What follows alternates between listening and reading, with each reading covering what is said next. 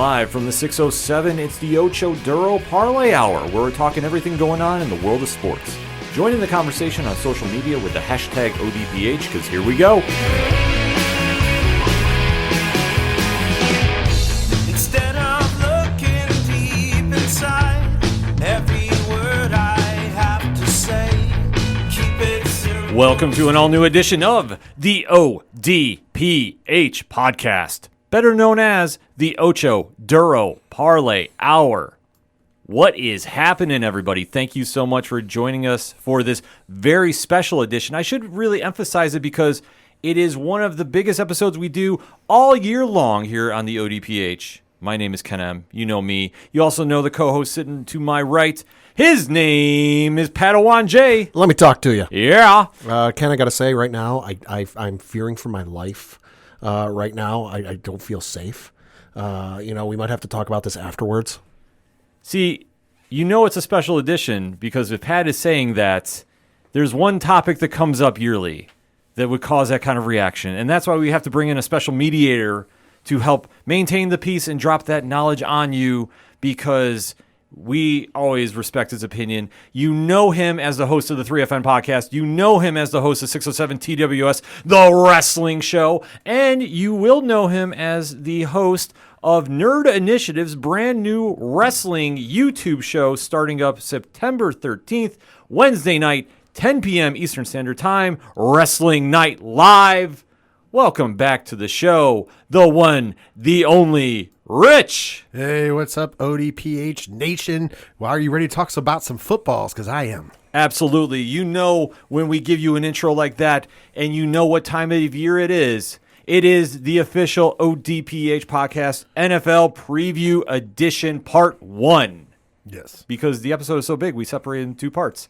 And you know how we break this down if you're a long-time listener. If you're not, well, first and foremost, thank you for checking us out. We do appreciate it. We give a breakdown of each conference. The AFC is one episode. The NFC is the other episode. And in that, we give you our picks of each division. We give you some fantasy football ideas. We give you our playoffs predictions and who is ultimately going to be going to punch their ticket for the Super Bowl next year, representing the American Football Conference.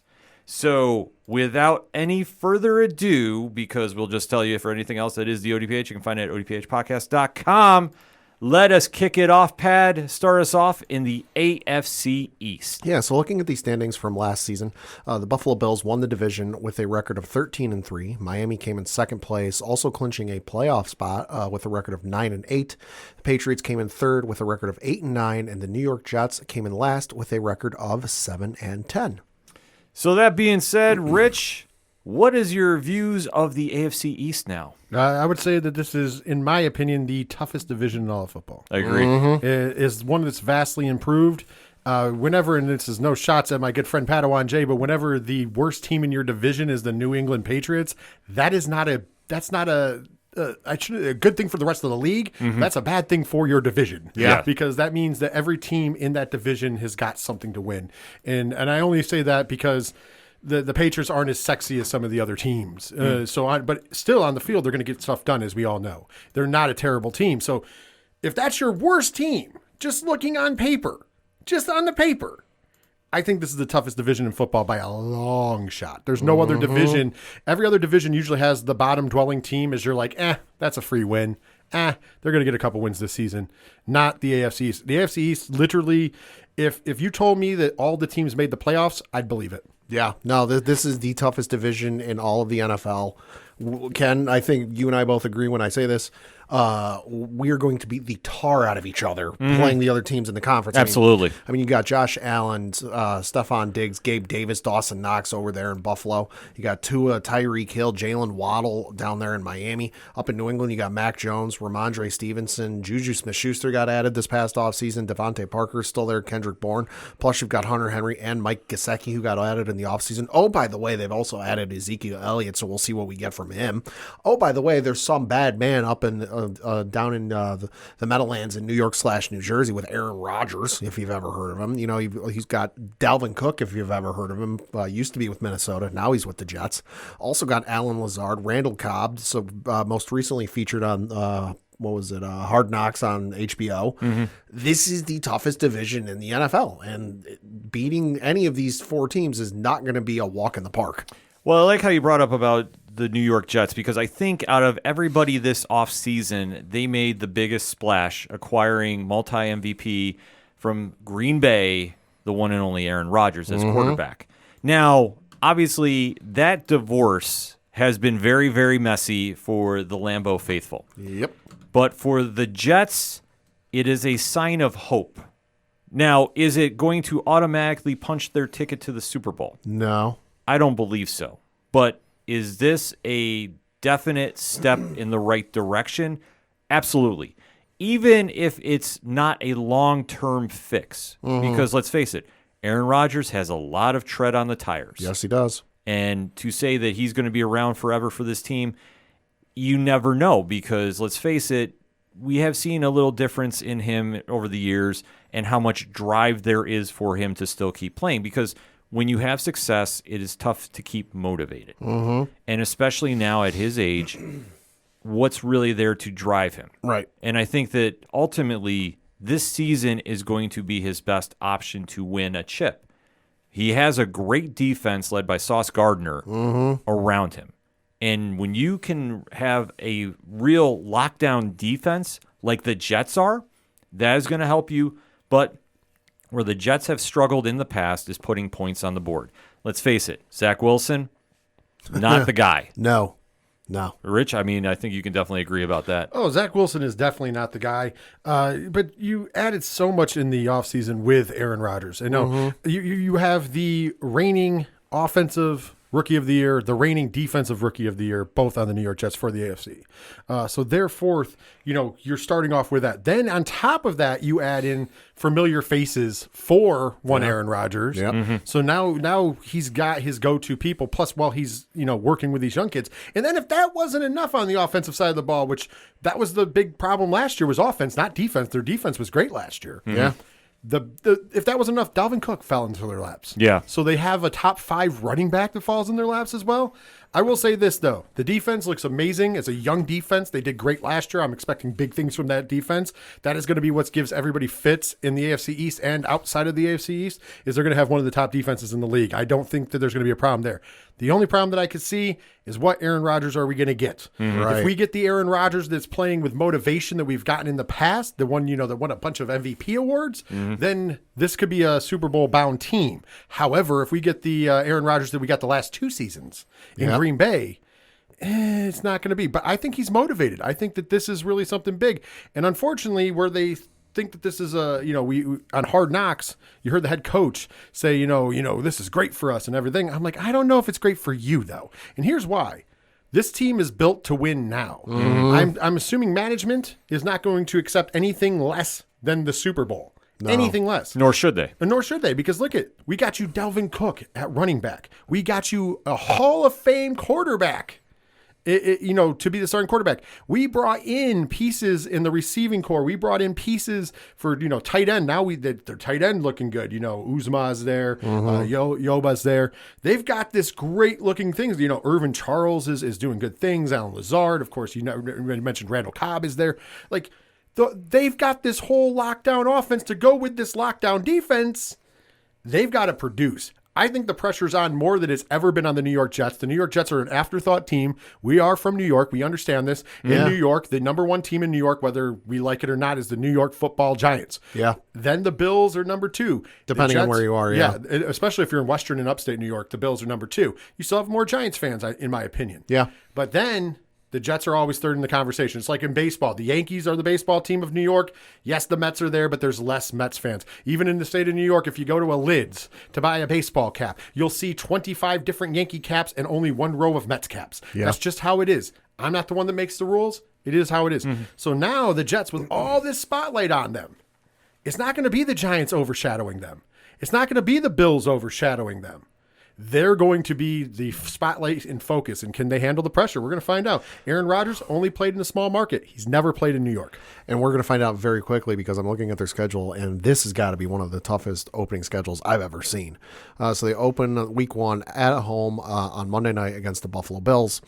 Week 2, they travel down to Dallas to play the Cowboys. Week 3, they are at home to play the New England Patriots. Week 4, they stay home to play the Kansas City Chiefs. Week 5, they travel on the road to play the Denver Broncos. Week 6, they are at home against the Philadelphia Eagles. They've got a bye week in week 7. Then they've got the Giants home, away, whatever you want to call it. It's the same building. They've got the Giants week 8, and then week 9, they've got the Chargers. Week 10, they've got the Raiders, and then they've got the Buffalo Bills again in week 11, and then the Miami Dolphins in week 12. And then the rest of the season, they've got the Falcons, Texans, Dolphins, Commanders, Browns, and then the Patriots to close out the season.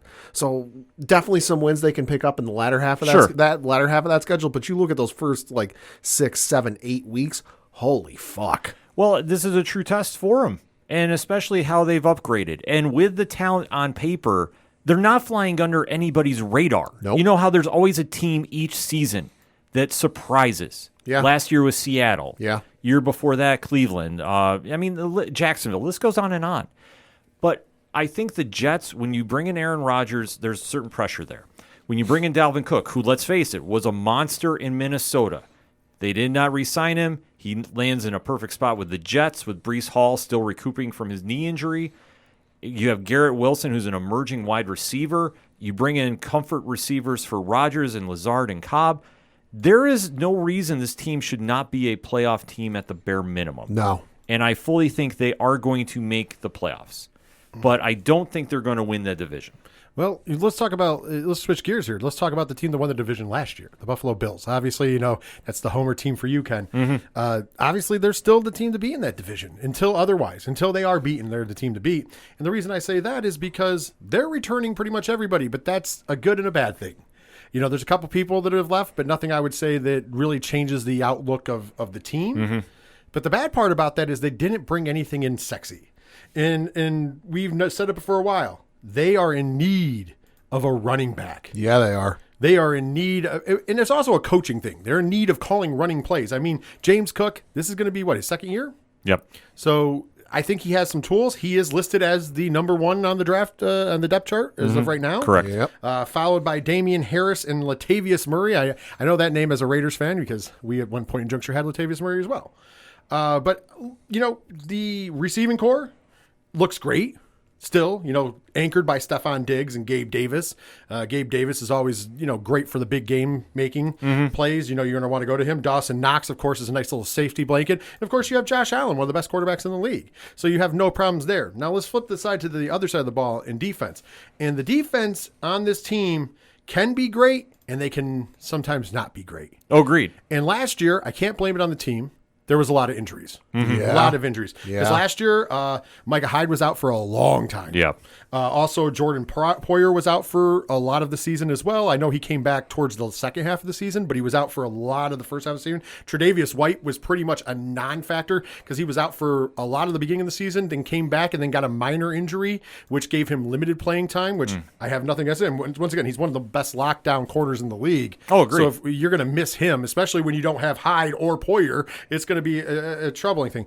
And then I thought that where they really were successful was that linebacker core until Von Miller got injured. And I know last year when we got it, you were not sold on Von Miller. Mm-hmm. I was the only one sold on Von Miller. I would like to take the pat on the back that while he was healthy, Von Miller looked like a beast. I think he's going to get that because now you have on this team you have enough speed because you have Matt Milano. Also as a linebacker on the core, you're going to have enough speed for Von Miller to get in there, and he's still a force. He just needs to stay healthy, and he stayed healthy for most of the season. But I think when he got injured at the end, it was because he was doing too much because of all the other injuries. So they're really going to have to take their time and make sure they're keeping everybody healthy on that defense, because if they can keep the defense healthy, the offense is going to put up the numbers. The defense has to do the stoppage. That could be the only problem the Buffalo Bills, in my opinion, run into this season. Yeah, no, I think the Buffalo offense should be fine. I know Ken has mentioned before the guy they picked up in the draft with the offensive line. So the offense is going to be fine. You know, they've got everybody returning there. Cooks is still there. Damian Harris, I will say he's fine. He's not exactly a sexy running back, but he's good in certain situations since he used to be a New England Patriot. Stephon Diggs, listen, enough said. I don't need to say anything else about him. Gabe Davis, emerging star. You know, you've also got Khalil Shakir. Dawson Knox is still great. You know, the only concern I have, like Rich alluded to, is defense. And I know he brought up Von Miller, but as Ken, I know I mentioned to you, Von Miller's still on the IR, whatever it is. So he's out the first 4 games of the season. The other thing that concerns me for the Bills is I'm looking at their defensive depth chart. There is not a lot of depth on this defense. A lot of them, you got a starter and a second string and not much else after that. The only spots they've got depth are you've got the left defensive tackle. They've got 3 guys there. The right defensive end, they've got 4 guys there, excuse me. Von Miller's still out. You got the middle linebacker, which has got 3 guys, the left cornerback, which has got 3 guys, and then the right cornerback, which has got 4 guys. So that's not a lot. There's a lot of holes there. So I'm worried for Buffalo. You know, if something happens for them defensively, you know, they're going to be hurting and then that's going to burn them. I do agree with another thing Rich said, though. Y'all need a fucking running back that can crack 100 yards before Christmas. Because I'm looking at I know we've brought it up year in and year out, and people think I'm beating, you know, a dead topic. But listen, you need a good running game in this day and age. Pulled up the schedule the last 5 years. I'm not going to go through every week, but just mention the week where they finally hit a 100-yard rusher. So Buffalo didn't hit a 100-yard rushing game until Christmas Eve last year against the Chicago Bears, and it was Singletary who hit 106. 2021, they did not hit a 100-yard rusher until week 17. That was January 2nd. That was also Devin Singletary. That was 110 yards. 2020, they did not hit a 100-yard rushing game all season. 2019, they did not have a 100-yard rusher until November 24th. That was against the Denver Broncos. That was also Devin Singletary. And then in 2018, they did not have a 100-yard rusher until week 10. That was against the New York Jets, and that was LaShawn McCoy. I agree with you. And I think we are going to see a difference in the running game because the one thing that they did, which didn't generate a ton of headlines, but it's still noteworthy, is they did make minor moves to the offensive line. Okay. Connor McGovern, they got from Dallas and at left guard, and he is going to be an immediate impact player. I know he's currently injured right now, so I'm not sure if he's going to be starting game 1, but I think he's going to help that offensive line, and that is something that they have not addressed, in my opinion, well enough as a need over the past couple of years. They did go and get Osiris Torres from Florida, who, like, I was screaming at the draft, like I wanted him the first pick. We didn't get him, but we got him in the second round, which I am more than ecstatic to get him in there. I think with those two getting playing time and getting that line gelled, I think the Bills will improve. Now, am I going to say they're going to be a dominant running force? No, absolutely not. But they are going to be improved in 2 areas. One, they are going to get more of a running game out of James Cook and Damian Harris. To what extent, at least they'll give Josh reasons not to go try running for 100 yards a game. And that is something Josh Allen needs to learn to do. Granted, as a Bills fan, I love seeing him get the ball forward and really, go the extra strides. But at this day and age, I don't want to see him take too many risks. I don't want to see him hurdling anybody.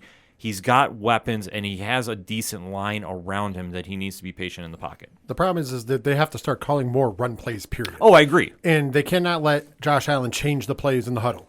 He likes to option out of plays. We all know this. Mm-hmm. That's one of the things he does.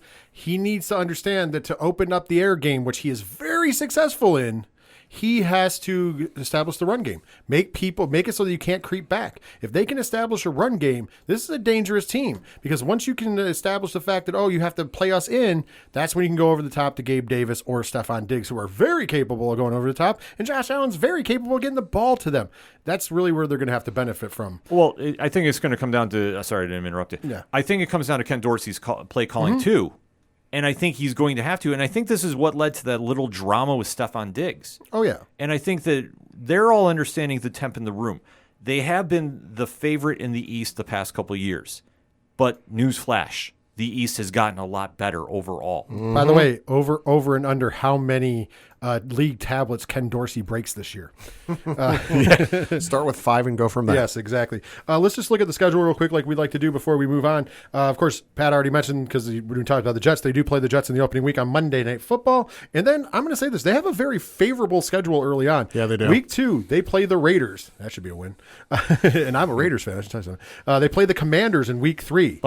They play the Dolphins in Week 4, so division game, always tough. They play those Jacksonville Jaguars in Week 5 on early morning, though. So to be fair, that is, I do believe, over in England. Yeah, it's at the Tottenham Hotspur Stadium. Yeah, so obviously Tony Khan got a little sanction there for them.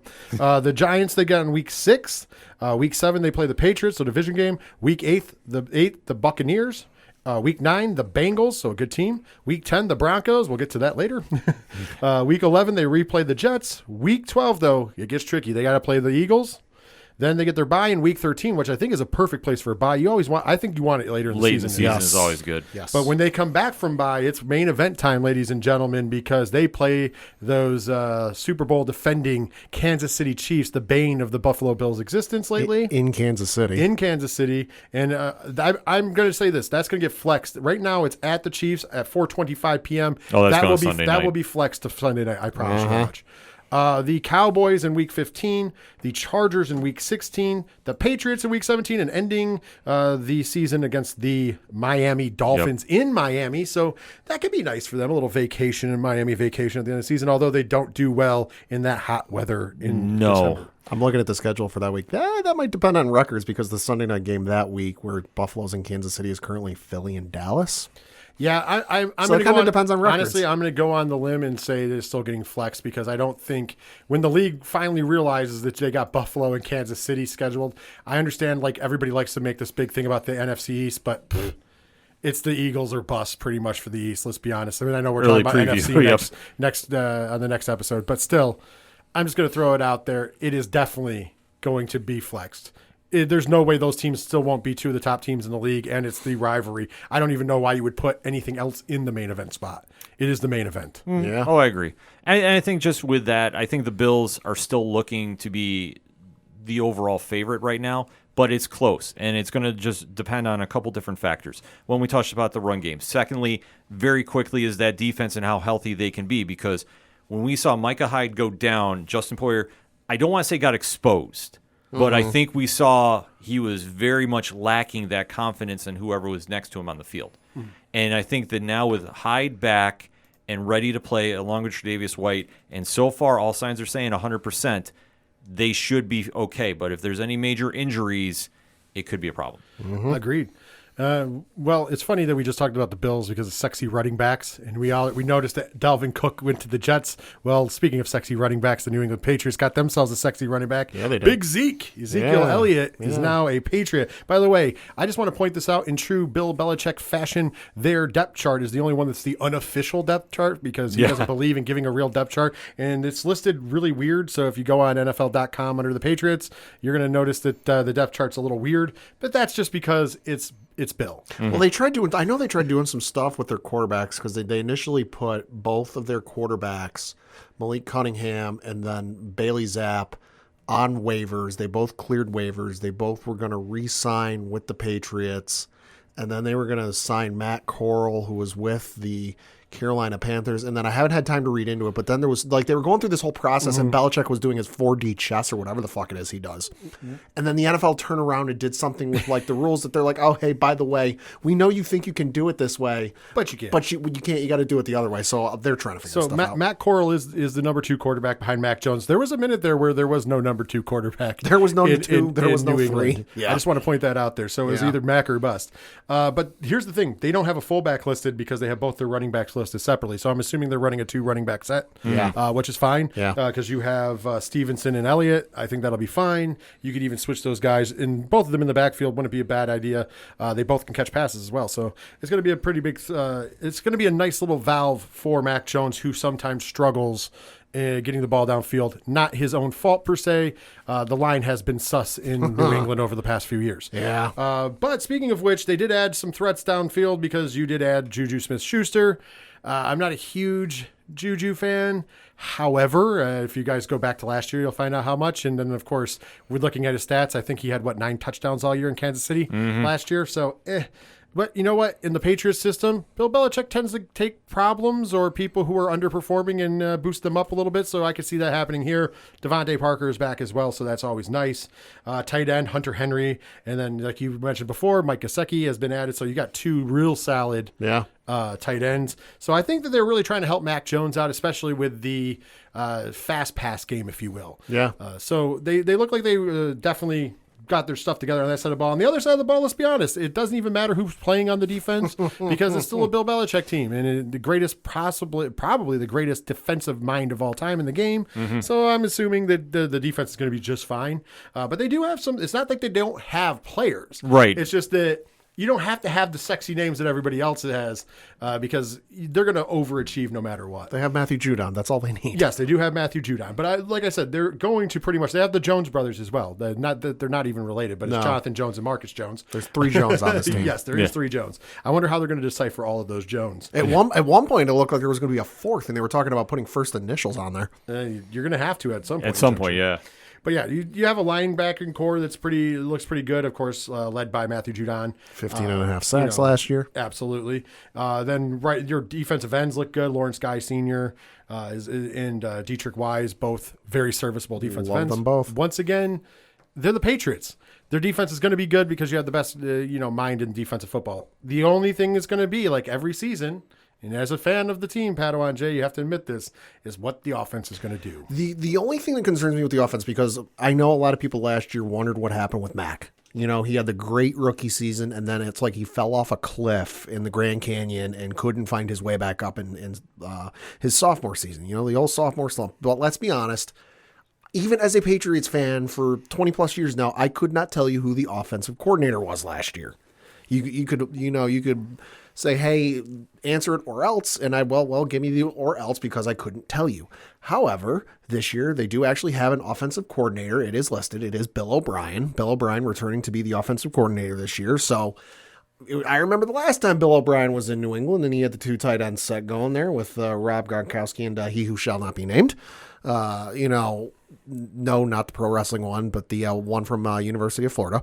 So I remember those days. Those were great days offensively. And now, granted, it was with the greatest of all time, Tom Brady, but I'm giving Mac a chance, The only thing that I have question with is the offensive line, because the offensive line, notoriously, the last couple of years has been their weakest point. Could it be a weak point this year? Yeah, probably, until they figure some stuff out and they get some stuff solidified. I like what they've got on offense. Stevenson was phenomenal last year. Ezekiel Elliott, listen, is he in the latter half of his career? Yeah, sure, but does he need to be in every down? We need you to get 200 yards a game back? No. Short yardage, if we need you to punch a hole into the defensive line and get us the first down, or hey, we're in short and goal situation, we need you to just run wide on the outside and run in for the end zone. Perfect. Right. Belichick's had plenty of success with running backs in the past. Look at the history. There's a reason I never draft a Patriots running back in fantasy is because it's always running back by committee. Mm-hmm. Offensively with the receivers, listen, Devontae Parker was fine last year. Kendrick Bourne is looking like from the preseason stuff, he's looking better than he did last year. Hunter Henry, Gesicki should be great. I know they added Farrell Brown in the last week or so we'll see what happens with there. But yeah, no, with Bill O'Brien being there in the offense, I like the way it's going. I'm cautiously optimistic. I'm not going to sit here and go, yep, sign them for the playoffs. They're going to make the playoffs, baby. But I'm at least optimistic. As I like to pick on you all the time about 10-8-12. Yeah. Yeah. The one thing here I will say is the Patriots will be fine. Yeah. Oh, yeah. And that's one thing that I think with the amount of headlines going to the other 3 teams in the division, people are forgetting about. Bill Belichick is still there. Until he leaves, they're going to be okay. Mm-hmm. At their worst, they'll be 500. But I think the biggest move that they did, and I love this move for your team, Pat, okay, is Mike Gesicki. Yeah. I think, and I'm going to say it's going to be shades of Gronk and he who shall not be named with him and Hunter Henry. Yep. Now, am I going to say they're going to put up the same amount of points and yards? No, but I will say this.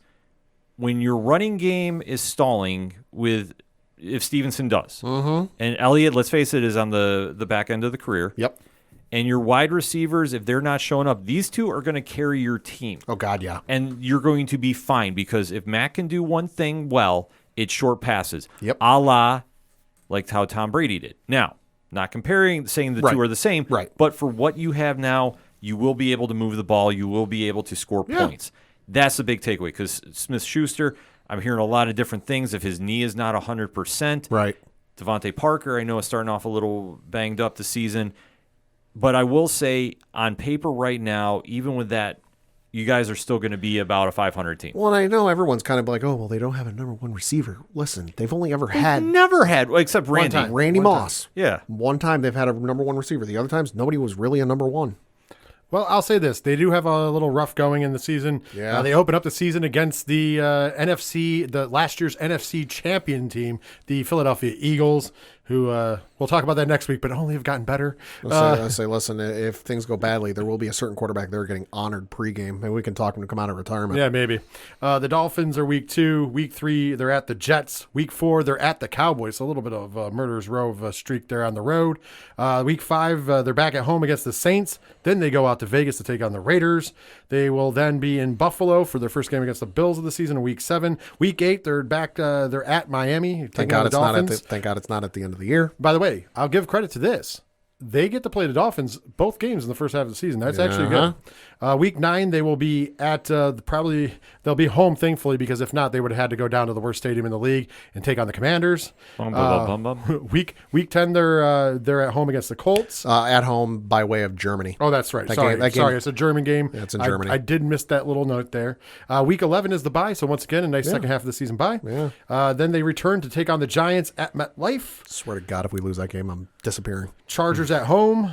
Then they're at the Steelers, and I'm not going to say the name of the stadium. It'll always be Heinz Heinz Field. Field. It's Heinz Field. Yeah. Just so you guys know. Then they play the Chiefs at home, so that's good that they're at home, but still Yeah. the Chiefs. Yeah. Then they're at the Broncos, and they end the season, the last 2 games of the season, they're at Buffalo and at home against the New York Football Jets. Mm-hmm. So their fourth little mixing up there for them. I think that it's a very winnable season. Oh, yeah. The AFC East seems to have good matchups outside. Yeah, outside the division, they do have a very favorable schedule. But inside is going to be a definite battle to see who comes out on top. And we can't forget about the Miami Dolphins.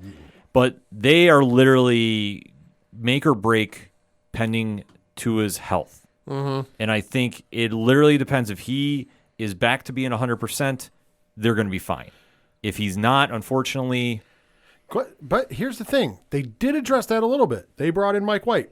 Mm-hmm. So Mike White, very serviceable second-string quarterback. I'm not saying he's going to get you to the promised land, but it was a lot better options than they had last season. Yes. Yeah. So they did address that. They brought in a very serviceable second-string quarterback. You still have Jalen Waddle and Tyreek Hill lining up on opposite sides of the field of each other, and you still have Moistert in the back field. So they're doing all right for themselves. My big question with them, yes, of course, is going to be, will Tua be healthy? My second question is the defense. Yeah. They don't have a great defense. Unlike every other team in the the AFC East, I'm getting ahead of myself.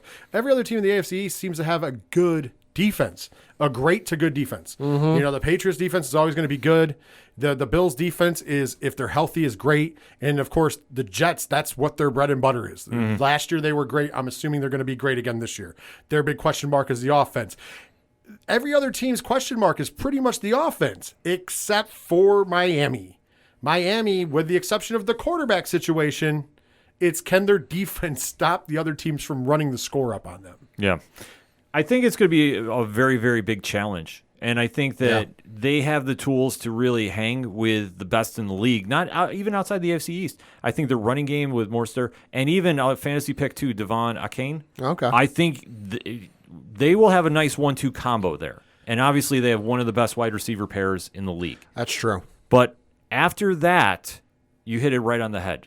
Yes. That defense, I'm not going to say is suspect, but what team is going to show up each week? Mm-hmm. And when you take a look at them on paper, there's very few people that scare you. Bradley Chubb is not exactly the guy of old. When the guy that probably scares you the most is Eli Apple. That's a problem. Hey. And everybody remembers how Eli Apple handled being, the spotlight and pressure on him when he kind of dropped the ball for the Bengals. Yeah, Kansas City fans are smiling right now. No, I mean, Miami, to me, this is the one team out of the division that, if we're talking like a line graph, didn't really move up, didn't really move down. It just kind of stayed where it's at. I know that one of their big issues was running backs because, listen, Mostert's fine. He is in his 9th season, and then he's 31 years old. He just turned 31 back in our first part of this year. His career high in rushing yards was this past season with Miami, 891. Prior to that, it was 772 in 2019 with San Francisco. Then it was 521 in 2020 with the 49ers. And then it was 251 with the Niners in 2018. So he's never been that big of a running back until now. So will it improve? Maybe, maybe not. He's in the latter half of his career. I mean, and listen, the other guys behind him are, I'm sure, going to do fine, but they've got to pick up the slack. And then, listen, they're fine with Tyreek Hill and Jalen Waddle, but you can't throw the ball every damn time to them. You got to have other guys step up. And like you guys both mentioned with the defense isn't anything sexy. It's not anything awful where it's like, holy shit, they're going to get shredded every game. They'll step up and they'll show up. But just that for me, this is the one team in the AFC East that they really haven't done anything. I know they were rumored to try and get Dalvin Cook. They were rumored to try and get Jonathan Taylor. Obviously, both of those did not pan out. So we'll see what happens. Well, let's look at their schedule. The schedule, week 1, they're at the Chargers. Week 2, they're at the Patriots. Week 3, they are at home finally against the Broncos. Then they go back on the road in week 4 to take on the Bills. Week 5, they are at home against the Giants. Week 6 at home against Panthers. Week 7, they go to Philadelphia. So that's got a good luck, guys. Yeah. Week 8, they take on the Patriots at home. So once again, as we mentioned before, getting both of the Patriots games out of the way early is good for the Patriots and good for them because you don't want to have an overloaded divisional games at the end of your season. I know everybody ends on a division game now, which I enjoy. Yeah. But you don't want to have too many of those in the second half of the season. We're also having flashbacks of laterals down the field at the end of the game late in the season in Miami. Absolutely. Week 9, unlucky for them, they are also going to Germany as they take on the Chiefs. They are the visiting team, although the Chiefs are the home team in Germany. Yep. Week 10, there is a bye. So that's actually, they're the only team we've seen so far that's going out of the country that has the bye when they come back. So that kind of plays to their advantage. Yeah. Next up, they after the bye, they take on the Raiders in Miami. They take on the Jets in New York. They take on the Commanders in they got the worst stadium in the field. They got to go to Washington. Yeah. I'm so sorry. They play the Titans at home in week 14. Week 15, they play the Jets at home. Week 16, they play the Cowboys at home. Week 17, they're on the road against the Ravens, and then they finish the season at home, as we mentioned before, against the Bills. So out of the last 5 games, they have 4 home games. Yeah. So I guess that's also playing into their benefit a little bit as well. Ken, I'm going to warn you now. Watch for late game laterals and don't put your tight end in downfield coverage. Yeah, I know. It's going to be something I'm going to be very, very worried about. But before we get out of the AFC East, why don't we give our rankings? Where do you think everybody's going to wind up, starting with Pat? So I think it's going to be the Buffalo Bills winning the division. Then I've got the New York Jets coming in second, Patriots in third, and then the Dolphins in fourth. Rich? I am going to go on the limb and say, like I said before, until they beat them, Buffalo Bills will finish in first. The New York Jets will finish close in second. I think that it'll come down to tiebreakers there. I think they might even share the same record. The Patriots I am putting in third place also, and I'm thinking because there's so many questions in the QB span and also the defense. I think that Miami is going to finish the season, but I guess in last place. But I can still see them at around 500. I know 500 doesn't really exist anymore because of the 17-game season, but I could see them having a winning record with 9 wins and just barely not making the playoffs. I could see every team in the East having a winning record, or if they have the losing record, it's the 7-9 or 9-7. They're not going to have outside of that. Yeah, I agree with you guys both. I think the Bills are going to win outright. I think the Jets are going to be 1 game behind them. And I think the difference is going to be 1 game between the Patriots and the Dolphins, between third and fourth. But I think this is going to be the toughest division no matter what. And I'm going to say early right now, 3 teams are making it into the playoffs out of this division. Wow, okay. I can agree with that. I'll also say the game that's going to make the difference is the Patriots are going to win that early season game in Miami. They're going to take the one away from them at home. Yeah, that could because be. It'll be early enough that it'll still be hurricane season down there, so it'll be a little bit cooler. Unfortunately, the Bills don't get that. They're going to go down there when it's like 90 degrees and sunny. They do not play well there. Because they put you on the sunny side, which is kind of cheating. I hope they fix that eventually. Honestly, that it really is kind of a cheap move. Yeah, it's going to be interesting to see how it all plays out. But as we were talking about going to warmer weather, let's talk about the AFC South. So, Pad, why don't you lead us in? Yeah, so last year the Jacksonville Jaguars won the division with a record of 9-8. Tennessee Titans came in second place with a record of 7-10. You had the Indianapolis Colts come in third with a record of 4-12-1, and then you had the Houston Texans come in last with a record of 3-13-1.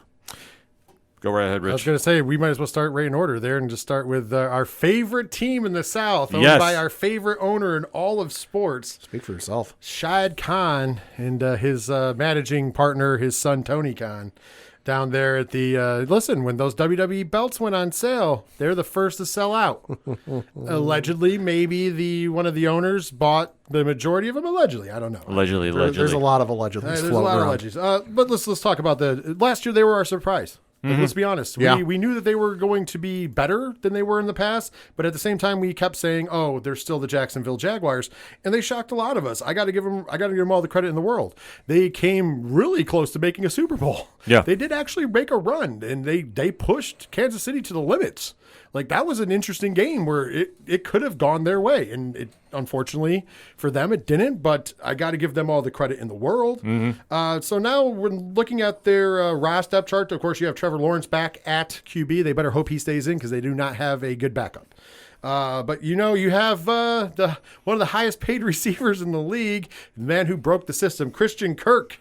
Are you going to be on the Kirk watch out this year again? Of course, 4 years, $98 million. Of course, Zay Jones is also there, and Calvin Ridley. So they got a nice little thing as long as you keep Calvin Ridley from gambling.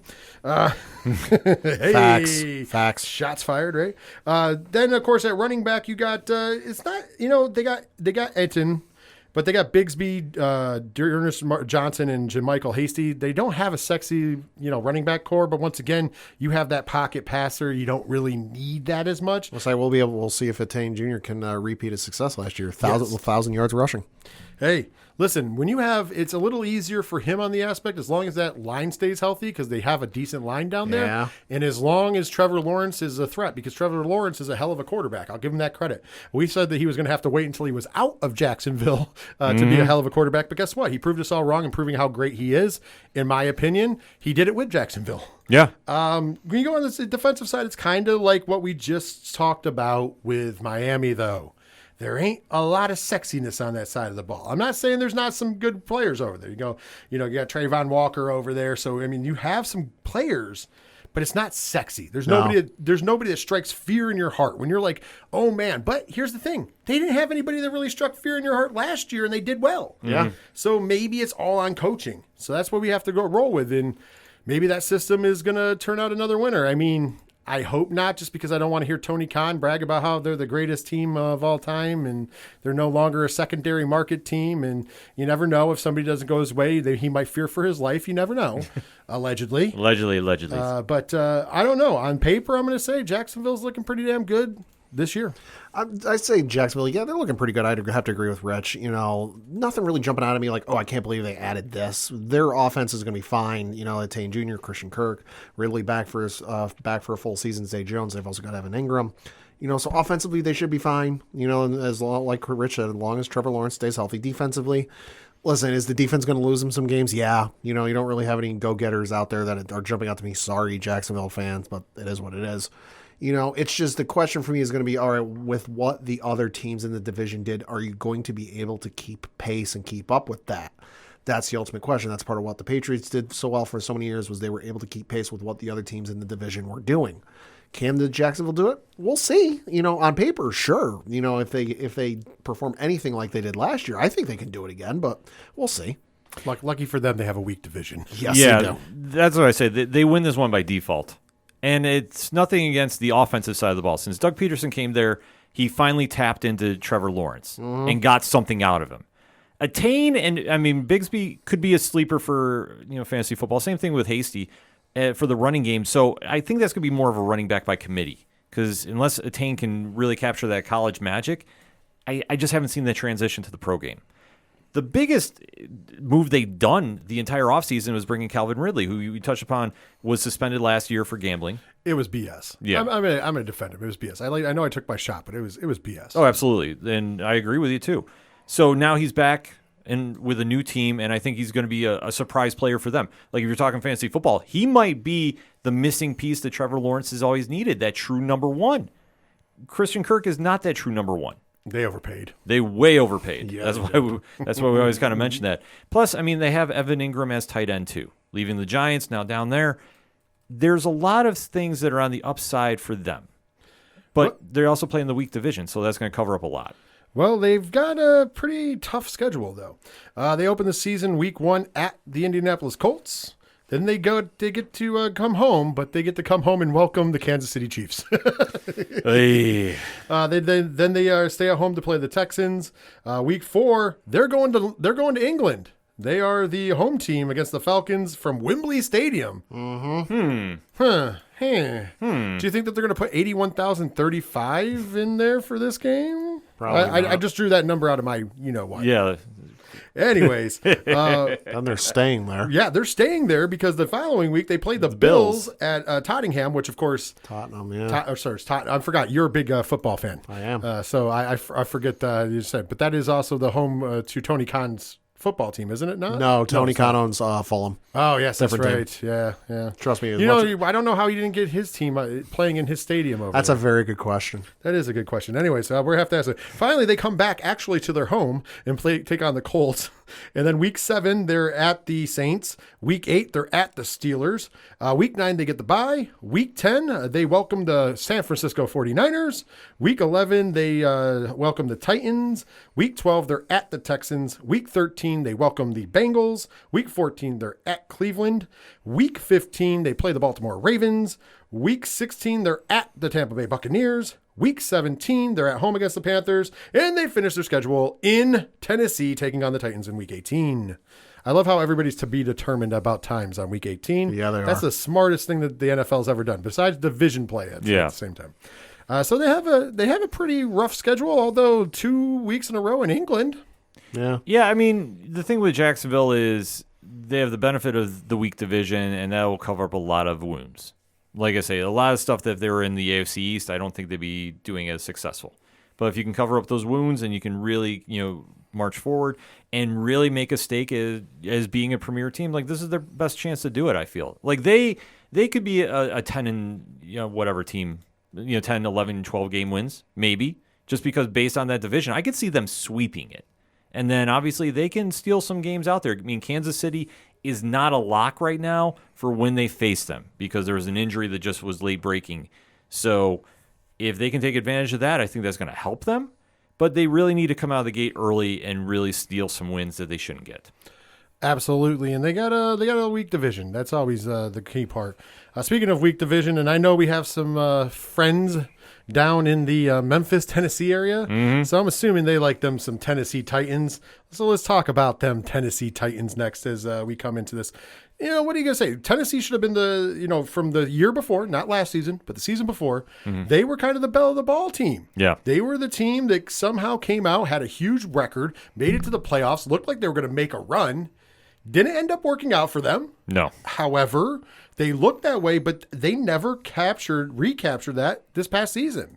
And I don't think that they've ever addressed the real problem in the room.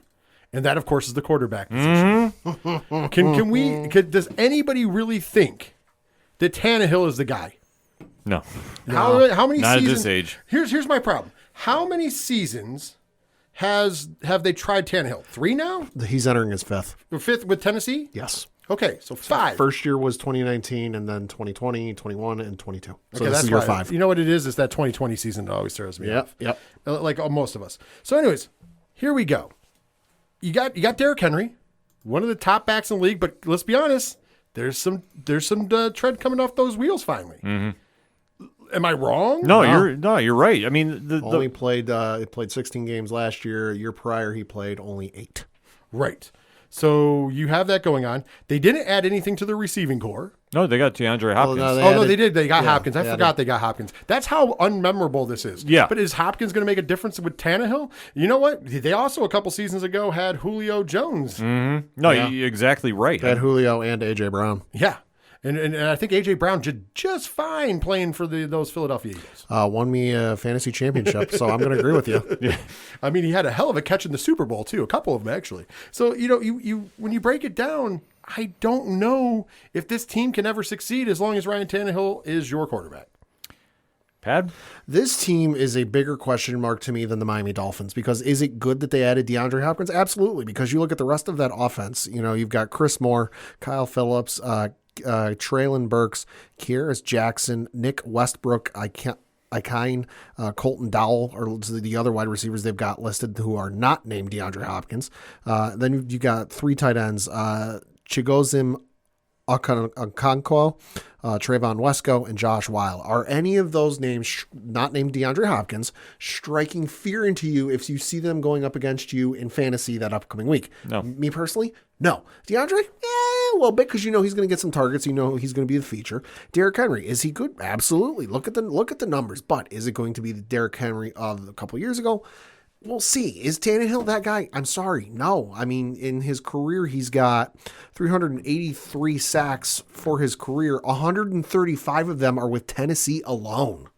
So he's going to be running for his life. You're going to be relying very heavily on Derrick Henry because, listen, nothing against Mike Vrabel. I appreciate the hell out of what he did for the Patriots. But, that team's kind of lived and died by its running game. It's lived and died by Derrick Henry. It's Derrick Henry or bust. And, well, they've been bust the last couple of years. Ryan Tannehill is not that guy. Malik Willis is not that guy. Will Levis is not that guy. Sorry, that's nothing against, Liberty University or Kentucky University. Those are fine institutions, I'm sure. But are they the quarterback juggernauts that we know of in other, college football powerhouses? No. Kentucky's known for basketball, not football. Remember the last time we had a quarterback come out of a university that was more known for basketball than football? Some dude in New York named Daniel Jones. How's that worked out for you? Let him know, Pad. Let him know. That's next episode, by the way. Yeah, I think when you take a look at this team, I'm going to make a bold prediction, and I'm not wishing anything bad on him. I think this is the year Derrick Henry falls off. Okay. I think that offensive line is depleted enough that he's going to have a decrease in stats this year. And like I say, I'm not wishing it on him, but I just feel that this team didn't really do anything super crazy to upgrade itself. No, other than DeAndre Hopkins, which it's good. But here's the thing with Hopkins, though. Sure, Arizona is having a meltdown. We'll talk about that next episode. But how many other teams did he go to that... I know he went to New England because, right. God, I was crossing my fingers. Buffalo was in that conversation. Went to Buffalo. I think Baltimore might have gotten mentioned. Right. So when you land at Tennessee and you don't go to a contender, like one of the top-tier contenders. Right. That does raise some eyebrows. Yeah. I mean, unless it's a pay thing. And listen, if you got a better contract there, by all means. Mm-hmm. But I think if you're looking at where he could have gone and been contending, to land here, I mean, first and foremost, what is Tennessee getting out of him at this age? 31 years old, turned 31 in June. Right. And what's he going to get out of the quarterback play at Tennessee? Because his one good year in Arizona was the first year he was in Arizona. 16 games, 115 catches, 1,407 yards, 6 touchdowns. After that, only played 10 games in 21, 572 and 8. And then 22, he only played 9 games for 717 and 3. Well, you hit the nail on the head, though. He made this move for the money. It has nothing to do with legacy. It has nothing to do with winning, because he was the belle of the ball. He could have gone to numerous contenders. I know at one point in juncture, speaking of the AFCs, pretty much every AFC East team was in the hunt, with the exception, I think, of Miami. But, let's see, if Miami could have moved some stuff around, they would have been in the hunt as well. Sure. But I know that the Jets were definitely in the hunt. Yeah. I know the Bills were heavily favored, and I know New England was in the hunt. So I know all 3 of them were in the hunt. I know that there was talk of even Kansas City trying to move some things around because they were like, oh, well, hey, we're already the best team. And they were pretty much going, hey, if you take it, I know you're not going to make as much money, but you'll make more on the sponsorship end. So don't worry about the money, but you can win a championship because you're coming to a team that already wins titles. Come for that Patrick price. Yeah, right. And you know what? If you were about wins, why wouldn't have you taken that? Yeah. Or why wouldn't you have gone to Buffalo and played up there with Stephon and Gabe and Josh Allen? Or, even the Jets. Like, the Jets were the sexy look, and they were definitely in that hunt. And by that point, I think they already had Rodgers. Mm-hmm. Yeah. Oh, yeah. Well, and even if they didn't quite have him, we knew where he was going. Yeah, there was enough of an indication. Before it was a done deal, it was a done deal. Yeah. So, at the end of the day, it was all about the money, baby. And that's fine. You're going to get what you got paid for. You're going to play for a team that's not going to do very well this season. I'm sorry, because Derrick Henry's got too much mileage on those tires, and every team in the league knows how you beat Tennessee is simple. You put 8 guys in the box. Yep. It's like I said for when Robinson Cano left the New York Yankees for the Seattle Mariners. Congratulations, you got the money. You also got a month early start on vacation than when you would have. Yes, exactly. And it makes perfect sense. But, hey, that's what he chose. Yeah. And that's why I don't have too much respect for that. Let's jump into the schedule, though. For those of you that are Tennessee Titan fans, because we do know some, and I know they listen. Yes. Week 1, you open up at the Saints. Week 2, you are at home against the Chargers. Week 3, at the Browns. Week 4, home against the Bengals. Wow, that's a lot of traveling back and forth to home. Yeah. Week 5, at the Indianapolis Colts. Week 6, at home against the Ravens. Wow, it really does go back and forth. That they get the early bye though. Week 7 bye. Because the Baltimore game is in England. That's true. I forgot to mention that. There's so many international games this year. I keep forgetting to look at the bottom part. Week 8, they're at home against the Falcons. Week 9, they're at the Steelers, which is always a good time. That's the game I went to a couple years ago. That was the year that they made the playoffs, and they still lost to the Steelers, who were Ben Roethlisberger's last season. It was kind of iffy. Yeah. Week 10, at the Buccaneers. Week 11, at the Jacksonville Jaguars. Week 12, they're at home against the Panthers.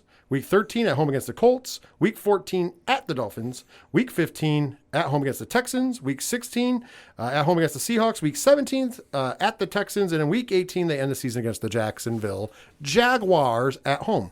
So they have a decent schedule. There's some definitely games that they could lose there. Let's talk about a team that spends a lot of money, but is the most boring team in the NFL. And that, of course, would be those Indianapolis Colts, baby. Yeah. And like the last couple seasons, they've been spending money. Look at this. Michael Pittman Jr. Remember when he was the talk of the town in Atlanta? He's there now. They got Quentin Nelson on their line. They reshored him up. On top of that, they got the one of the top picks in the draft, and Anthony Richardson is there. And people are expecting big things, including them, because they have him listed as QB1, ladies and gentlemen. Yeah. So Anthony Richardson will be thrown into the fire. Speaking of that, Zach Moss, you know him well, is their number 1 running back. Yep. They go from Jonathan Taylor to Zach Moss. And I'm sorry, nothing against Zach Moss. No, but it's a step down because, I mean, obviously Taylor, MVP contention, and he's on the injured list, so that's how Moss is there. Yeah. Well, here's the other problem. Michael Pittman Jr. was nice that they went out and got him, because your 2 and 3 receivers are Josh Downs and Alec Pierce. Who? Yeah. Pierce, just because I'm looking at it, going into his sophomore year, drafted out of the Cincinnati in 2022. 593 last year and 2 touchdowns. And then Josh Downs, also going into his rookie season, was drafted out of Kensington University, the University of North Carolina, in the 3rd round. So you have tight ends in Mo Alley Cox, Kylan Granson, Drew Ogletree, and Will Mallory. They have a 4 tight end setup. They have double tight ends.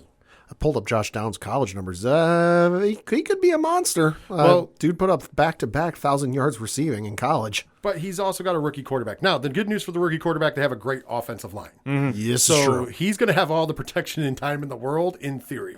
Their offensive line is one thing that they kept intact. On the defensive side, they do have a pretty formidable up front. They got Kwity Paye and DeForest Buckner on the front line. Yeah. It doesn't matter who else they have on that front line. That's heavy. But they do have some really good players on there. I think that they're going to be a solid team. The problem with the Colts is, like we just said, they're the most boring team. And right now, you're gambling everything on your quarterback 1. And honestly, the quarterback 2 is Gardner Minshew, the mustache. I would have started the mustache. Minshew Mania, baby. And this, hear me out. Start the mustache at least for a couple games. Let Richardson come in the second half of games. Let him figure it out. I think, have we been fooled in the past? And we had some great quarterbacks season 1. Brock Purdy comes to mind. But there's a lot less mystery relevance in Brock Purdy that come in and light the world on fire rookie season than there is guys like, flash in the pan and they're gone. Yeah. That's usually the way of the world. And Anthony Richardson, he has all the tools. I would have loved him to fall to Las Vegas, as we all talked about when we were talking about the draft last year. However, I just don't know if starting the rookie this quick, especially with not as many, and I get it, young receiving core. Yeah. But they don't have anybody really to protect him and get the ball to. I mean, Pittman maybe, but how much of that was Pittman and how much of that was there was really nothing in Atlanta? Yeah. it's a question mark that they're going to have to figure out. And I think the Jonathan Taylor situation, I mean, if he's not all in when he comes back healthy, that's going to be a problem. And I think it's going to be too much for them to overcome because, let's face it, they're the most boring team in football. I don't see anything changing, even though they have a young, dynamic quarterback. But what are you going to do if you're going to be getting pressured because you have no running game? I mean, there's only so much one man can do. I agree with Rich. Under normal circumstances, I would say start Minshew over Richardson, but I think because of where Indianapolis is, they're not expected to win. They're not expected to make the Super Bowl. They're not expected to, hell, even make the playoffs. So, okay, we don't have these high. Are they going to sit there and tell the team that? No. They're going to sit there and go, oh, no, we're going to do great. We're going to win playoffs. We're going to do all this stuff. But front office, owner, they're sitting there going, listen, we're not going to make it real far this year. This is going to be a rough year. Why don't we put our rookie in there, get him some experience, get him some, bumps and bruises on there, really get him ready for the NFL, see what we got, because God forbid if we went, the traditional route and let him sit and started Minshew and then started him halfway through the season, 3/4 way through the season, or if he even played this season, and then you get next year or the year after and all of a sudden, son of a, this isn't the guy. He's terrible. We need another guy. All of a sudden now you're behind the 8 ball. This way they can figure out, is he the guy now? Get him some experience, get that team some experience, get the offense some experience. Because listen, like I said, they're not expecting, miracles out of there. They're not expected to win much, if anything. I give you credit there, and I agree with you on that one. My only thing is hopefully they can explain that to him like the fine folks down in Jacksonville explained to Trevor Lawrence. Because the only thing you're risking there, though, is mentally kind of checking your quarterback out. Yeah. And that happens. Like, guys get in their own heads. If you can keep them on going, hey, listen, we don't care if you win games. We don't care if you have a good year. We just want you to get the experience, do your best. Let's just go. If you win, you win. If you lose, you lose. If you can keep him in that head zone, I agree with you 100%. If it starts to get inside of his head, you have to make the change before it ruins him. Just throwing it out there. Agreed. Their schedule, though, let's go with it. Week 1, they will be at home against the Jaguars. Week 2 at the Texans. Week 3 at the Ravens. Week 4, they're at home against the Rams. Week 5, they are at home with the Titans. Week 6, they are at the Jaguars. Week 7, they are at home against the Browns. Week 8, at home against the Saints. Week 9, at Carolina and the Panthers. Week 10, at the New England Patriots, but that is from Germany. I caught it that time. Yep. So that's Deutsche Bank Park. From Frankfurt. Is that Frankfurt? It is in Frankfurt. Yep. And week 11, they have a bye. So good after the another team that has the bye right after they go overseas. Yep. Then they are back home against the Buccaneers. Then they're on the road against the Titans in week 13. And week 14, they're at the Bengals. Week 15, they are at home against the Steelers. So good for them. Because going on the road against the Steelers is always harder. At the Falcons in week 16, they play the Raiders at home in week 17. And week 18, they finish the season at home against the Texans. So they have a very favorable schedule. But once again, it's still kind of whatever team. Now let's go to that last team in the South. Yes. And of course, they are also QB wanting a rookie, and that'd be the Texans, the Houston Texans. C.J. Stroud will be starting the season as QB1, seconded by Davis Mills, and then a favorite of all of ours, Case Keenum. Boy, where do we even go with this team? Now, I just want to throw this out there. This is one of those times where we know what the other two quarterbacks are, and I'm like, you know what? Good starting the rookie. Yeah. Go ahead. Like, hopefully they also talked to him, like Pat said, and said, hey, listen, there's nothing on the line for you. But, hey, that is a rough one. Running backs, their second string running back is Devin Singletary, so somebody Ken. But their first string, Damian Pierce, Mike Boone, third string, and Dare Ogunbo is their fourth string running back, so nothing sexy there. Of course, I will give them credit. Their number one wide receiver is Robert Woods. Yeah. And that's about it. Well, they got Dalton Schultz, who's okay. That's true. He's okay. I shouldn't go, but I didn't go to the tight end.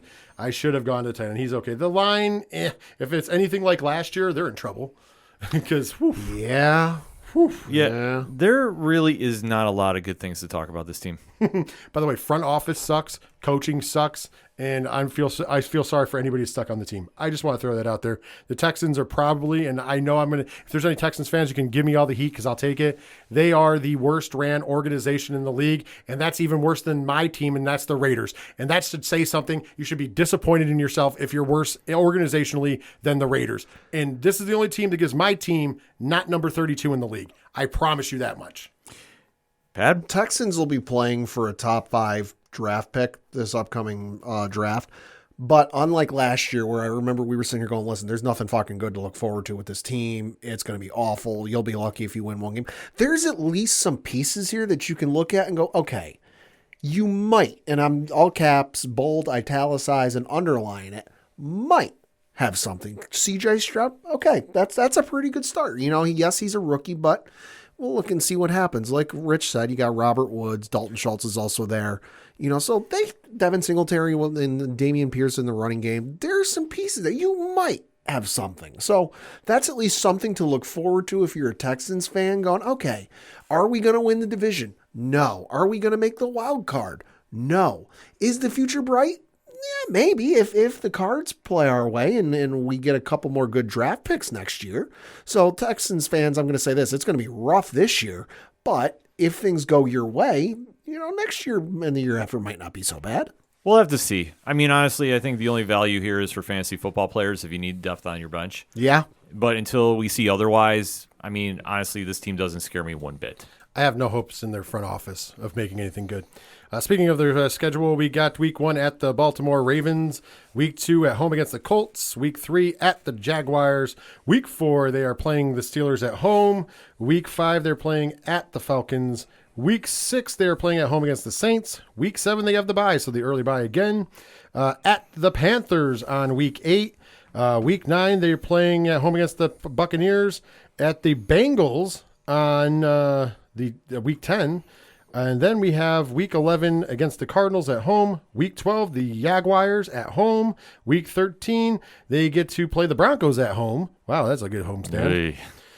They get to play the Jets at MetLife in week 14. They're at the Titans week 15. They are home against the Browns week 16. Week 17, they are at home against the Titans. And they finish the season on the road against the Indianapolis Colts. So that'll be the toilet bowl finish.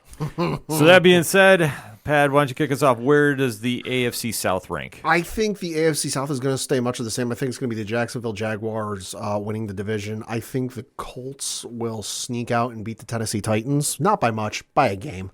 I got the Tennessee Titans finishing 3rd and the Houston Texans finishing 4th. Rich? I'm going to kind of mirror you there. I'm definitely going to have Jacksonville at 1, and that's going to be by a lot. They are going to be the clear-cut winner. I'm just going to throw it out there. I think they're leaps and bounds above everybody else.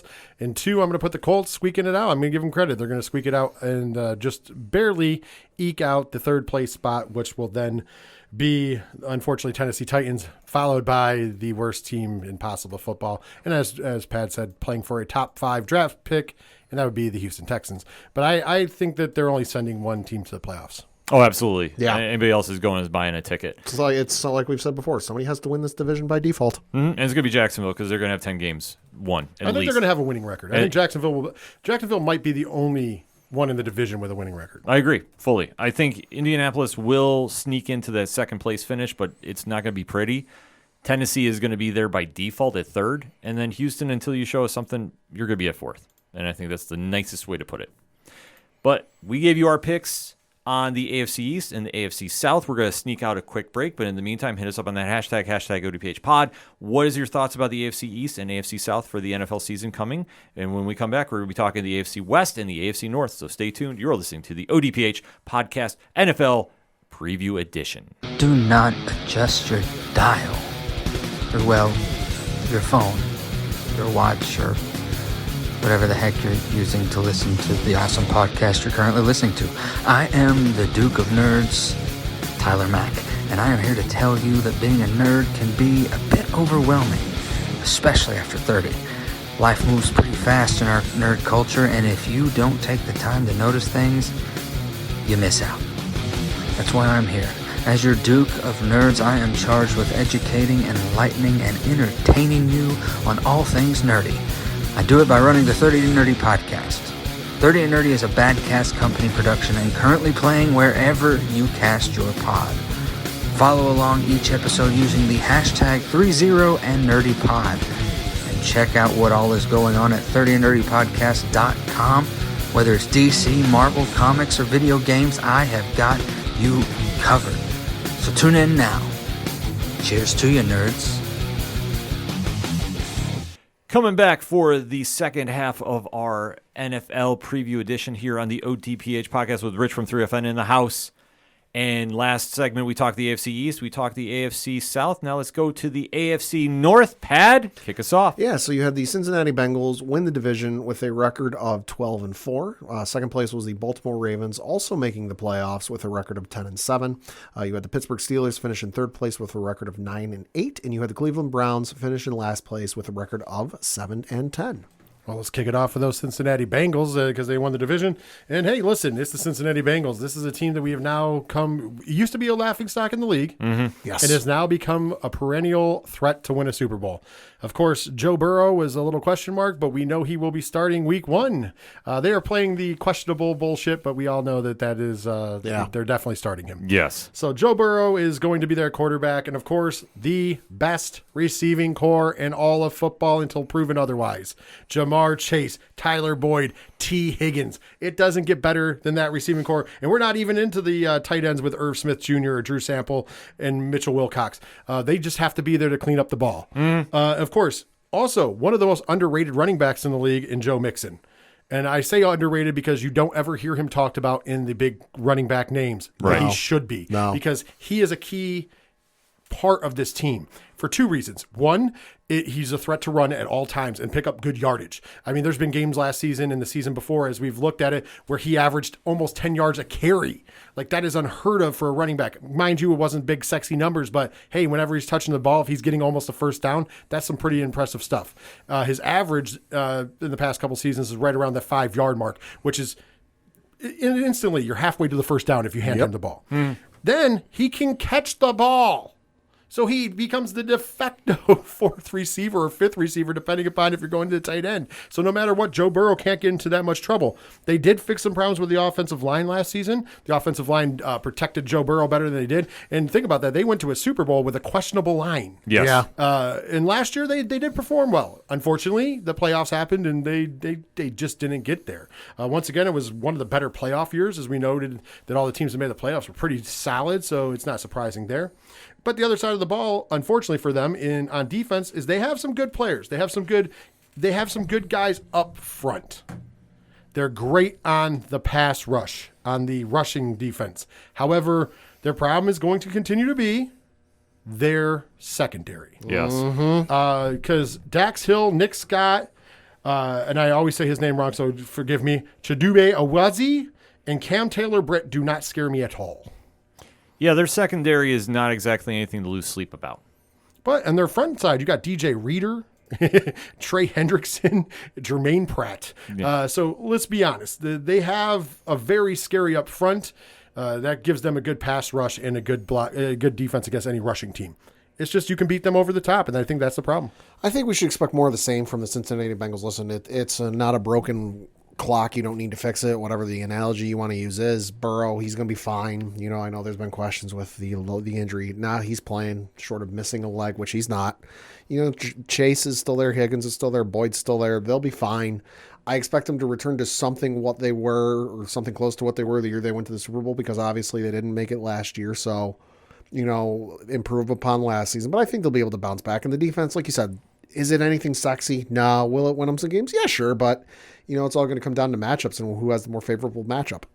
If Joe Burrow's at quarterback, this team is fine. Yeah. And I think that's ultimately what it boils down to. You have one of the fastest rising stars in the NFL leading one of the most potent offenses in the league. Mm-hmm. And like Rich touched upon too, it's the best wide receiver core in the league. There is no debate about this. Nope. Sorry. Cincinnati's 3 I would take over anybody in the league, including Buffalo's. I'm going to say it out loud. This team is that good on the offensive side. The defense, I wish they made some more changes because I think that is going to be their Achilles heel. Mm-hmm. And I think that will prevent them from going to the Super Bowl. But I think they're obviously going to win this division outright. Oh, yeah. I'm sorry. I think this team is just too good offensively that they can cover up a lot of holes. Yeah. Well, they opened the season week 1 at Cleveland against the Browns. So I know the Miz will be tuning into that one. Oh, yeah. They then have their opening game at home against the Ravens. Then they follow that with a home game against the Rams. That, of course, by the way, is a Monday Night Football game in week 3. Week 4, they're at the Titans. Week 5, they are at the Cardinals.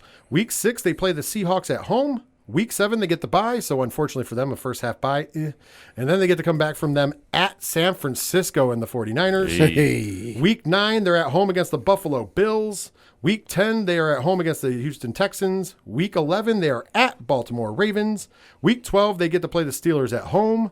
Week 13, they are at the Jaguars. Week 14, they're at home against the Colts. Week 15, they play the Vikings at home. Week 16, they go to Heinz Field to play the Steelers. Week 17, they get to go and visit the Chiefs. Week 18, they end the season at home against the Cleveland Browns. So they have a pretty tough draw this year. I got to throw that out there, but I still think it's very winnable. Once again, I'm going to agree with you. When you have the best receiving core in all of football and you have one of the best quarterbacks, it's hard to vote against you. Yeah. Now let's talk about the team that's going to give them the most fits in that division. Of course, that would be the Baltimore Ravens. Yep. I want to point this out. Baltimore Ravens, and I know I've not mentioned this, but they're the only ones that have this big, sexy graphic. Their tagline for this year, don't blink. I like it. I do like it. Okay. However, I don't know if it's true. Because, yes, Lamar Jackson and that whole problem is over. You know, you have Tyler Huntley back, but they also have Josh Johnson. So they have some decent backups if for by chance Lamar Jackson can't play. Mm-hmm. But Lamar Jackson is back, fully healthy. We're expecting him to have a big season after he got the contract that he wanted or near what he wanted. I don't know. Yeah. Because here's the other problem. I have my problem, though. Running backs, J.K. Dobbins, he's definitely, he's not sexy, but he's fine. He's fine. Gus Edwards and Justice Hill. And then on the receiving core. Literally, it's the Odell Beckham Jr. show, and that is not a good thing. Yeah. I'm sorry. Yeah. The only time we saw Odell not get into his own headspace and cost the team was when he was in Los Angeles with the Rams. And he was playing without an ACL. But he was also the third receiver there. Right. Because we got to remember Robert Woods and Cooper Kupp were both in front of him. Yep. And he was literally only there to win a championship. Yep. Which he did. Yep. And so giving him credit, he joined a team, and he wasn't there all season, remember? He was only there for, I think, the last 6 or 7 games? He played 8 games. He played 8 games? Okay. 8 games. So that was close enough. But I've never been sold on Odell. And your other receivers, Rashad Bateman, Zay Flowers, Nelson Aguilar, Tylan Wallace, and Devin Duvernay. And then you have a tight ends of Mark Andrews, Isaiah Likely, and Charlie Kolar. So, I mean, nobody too sexy. Andrews is fine. Andrews is fine. He's good for fantasy. I'll give you that. Andrews is fine because also Lamar likes to check down. Yes. Lamar likes to do that run and check so Andrews just has good hands. So that's fine. But I don't know. If I'm a team, I'm doubling Odell and I'm seeing if the other guys can beat me. Yeah, no, I mean, listen, it's good. It's good you got the Lamar situation out of the way. He'll be fine, barring any freak injuries, which, hey, not wishing on anybody. Running game, that'll be fine. But like you said, the receiving core, yeah, Odell's there. Is it sexy on paper? Absolutely. But we got to remember the last time we saw him play was in the Super Bowl against the Cincinnati Bengals, where he played through the first half. I think it was like the first quarter, and then he got the injury, and he's been out ever since. So he's been out for a year and a half. And now I realize he might have done training the offseason, but ring rust is a thing, and the rest of that receiving core isn't sexy. I really, speaking from experience, I know Eagles fans will agree with me. Don't expect fucking much out of Nelson Aguilar. I expected some decent things the last 2 years when he was in New England. He gave us 473 receiving yards and 3 touchdowns in 21, and then 362 and 2 touchdowns in 22. He's just not that guy, and the rest of them, I'm sorry, I'm not picking him up for fantasy depth unless I get a freak injury and there's nobody available. Mark Andrews is a good tight end, give him his flowers. He's great for fantasy. He's great for stats. But like we've said for other teams, you can't throw to Mark Andrews 100 times in a game. Sorry, it just doesn't work that way. Will the Ravens be fine? Yeah, they'll be fine. They got Lamar. He's got the arm. He's got the legs. Will it equal success, though? I just don't know. The biggest question mark this team has is their wide receiver core. Odell is not the Odell of old. Mm-hmm. And I think if they think they're going to recapture the magic and he's a true number one at this stage, I'm sorry, he's not. He's played, and just to jump in quick because I'm looking, he's only played a full season twice in his illustrious career. The first time being in 2016 with the New York Giants, where he played all 16 games. The second time being in 2019, where he played all 16 games with the Cleveland Browns. Every other year, he has missed playing time. And I think that if he is expected to be their number one, he's not going to be. But I think the biggest hit or miss for this team is going to be Zay Flowers. They went the number one draft pick for them this year. And I don't know. I mean, it's a good pick for them, but is it enough to contend with the Cincinnatis of your division? Because ultimately, that is your benchmark. The AFC North is about as smash mouth as it gets. Has been for years. Mm-hmm. So you know that the defense has got to step up, and they're going to be a hard-hitting one. But can they stay healthy? But this is not also the Ray Lewis, Ed Reed era. Right. This is a totally different team, so that mystique is gone. So can this new lineup really hang with the Joe Burrows? It's debatable. Well, and plus the other thing you got to wonder too is Lamar had a phenomenal year last year, also playing for a contract. Right. Now, I realize Baltimore fans might be screaming at me, but I feel like this is a legitimate question. Is the motivation to perform still there despite the fact he got paid? Is he going to perform? Yes, he's going to play. I'm not sitting here trying to say he's not going to play. But is it going to be the same level where, like, okay, the motivation factor of I got to play for that bag, I got to play for that dollar because I want to prove I'm worth what I say I'm worth. Mm-hmm. He's got that bag. He's got what he feels is close to what he's worth. Is he going to perform to that same out of his? Because remember, we were 3 weeks in last year going, yeah, he's a clear-cut MVP favorite right now. Yeah. This year, maybe not. It's a great debate. Well, their schedule looks like this. They start the season at home against the Houston Texans. They follow that on the road against the Bengals. Then they'll be at home against the Indianapolis Colts. At the Browns, Week 4. At the Steelers, Week 5. They will then be in England as the visiting team, by the way, against the Tennessee Titans. They will then be at home against the Lions, so they do not get that week off after. Nope. They are at the Cardinals. They are home against the Seahawks. They are then home against the Browns. They are home against the Bengals, so a 3-game homestand. They're at the Chargers in Week 12 before their Week 13 bye. Week 14, they are at home against the Rams. Week 15, they're at the Jaguars. Week 16, at the Niners. Week 17, at home against the Dolphins. And they finish the season at home against the Pittsburgh Steelers. And let's just jump right over to the wonderful Pittsburgh Steelers. And unlike other places, let's start on what makes Pittsburgh their damn money. That is the defense. Mm-hmm. And they have returned all of the major pieces. So Cam Hayward is back. TJ Watt is back. Alex Highsmith is back. And, of course, Minka Fitzpatrick is back. And they've added some youth to that as well. Here's the thing. Can all those guys stay healthy is going to be the big question. Mm-hmm. Yeah. Because last year, that was the problem. If those guys are healthy, this is a hard team to beat because that is one of the best up front and backfields in all of football. Minka Fitzpatrick alone at the free safety spot stops a lot of things. Yes. And including he can blitz from that spot very well. But I think that I'm going to give a benefit here and a benefit of the doubt until seen otherwise to the Steelers on their offensive side. We got to see last year Kenny Pickett did have some flashes of brilliance. He did have a pretty good quarterback rating for a team that had nothing around him. They brought back Deontay Johnson, and George Pickens came into his own last year. Plus, they brought in Miles Boykin. And I know he's not a big sexy name as far as a number 1 receiver. He's the number 3 receiver.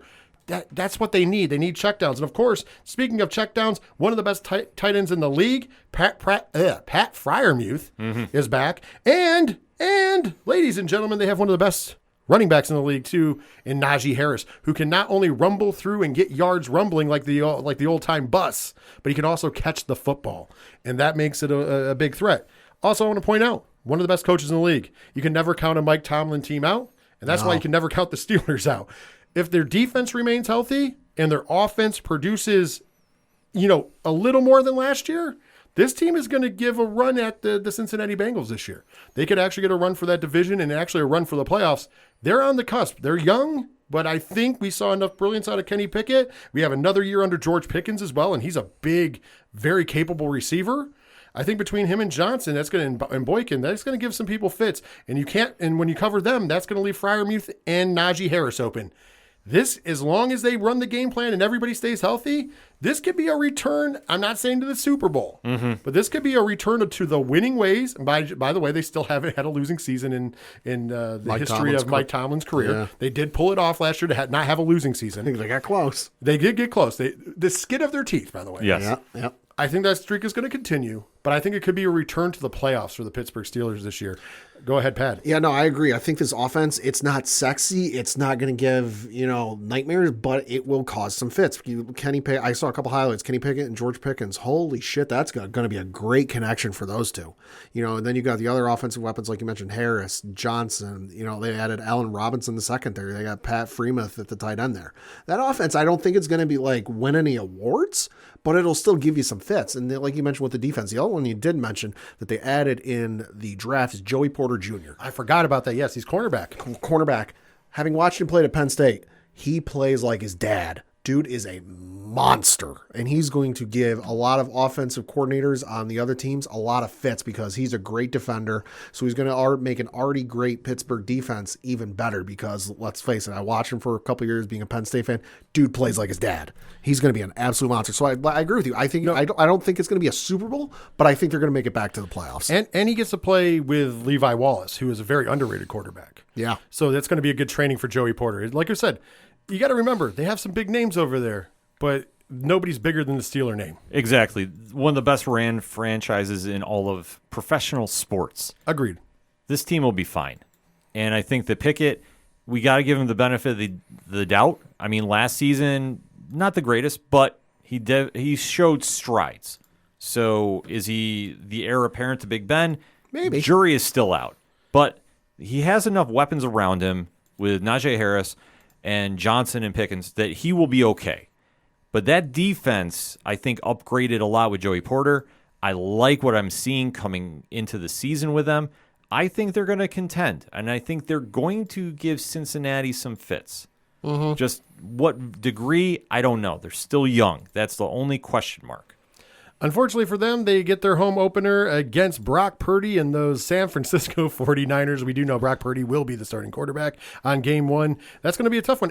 But the good news for them, we're going to get to see how that defense operates right away. Mm-hmm. So you're going to get thrown in the fire, baptismal by fire. And I think that they have a good enough defense. That could be literally the best game of week one. Yes. Next up, they will be week 2. They play at home against the Browns. Week 3, they go on the road to go to Las Vegas to play the Raiders.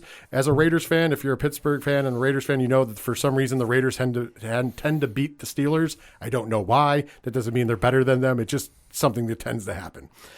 Week 4, they're at the Texans. Week 5, they come home to play the Ravens. Week 6, they get the bye, which I really hate that. That's the earliest bye we've seen so far. Week 7, they get to go and play the Rams at SoFi. They play the Jaguars in Week 8 at home. They play the Titans at home Week 9. Week 10, they play the Packers at home, so that's good for them. They play at the Browns on Week 11. They're at the Bengals Week 12. They are at home against the Cardinals Week 13. Week 14, they get to play the Patriots at home. And then they have the road game against the Colts. And Week 15, Week 16, they are at home against the Bengals. Week 17 and 18, they finish the season on the road. Seattle and Baltimore, respectively. Those are 2 tough road games for the Steelers and the season. So if the Steelers are close on it at the end of the season, that is not the easy road that you want. Mm-hmm. And now, because of process of elimination, you know who we're going to be talking about last. And, of course, it is those damn Cleveland Browns.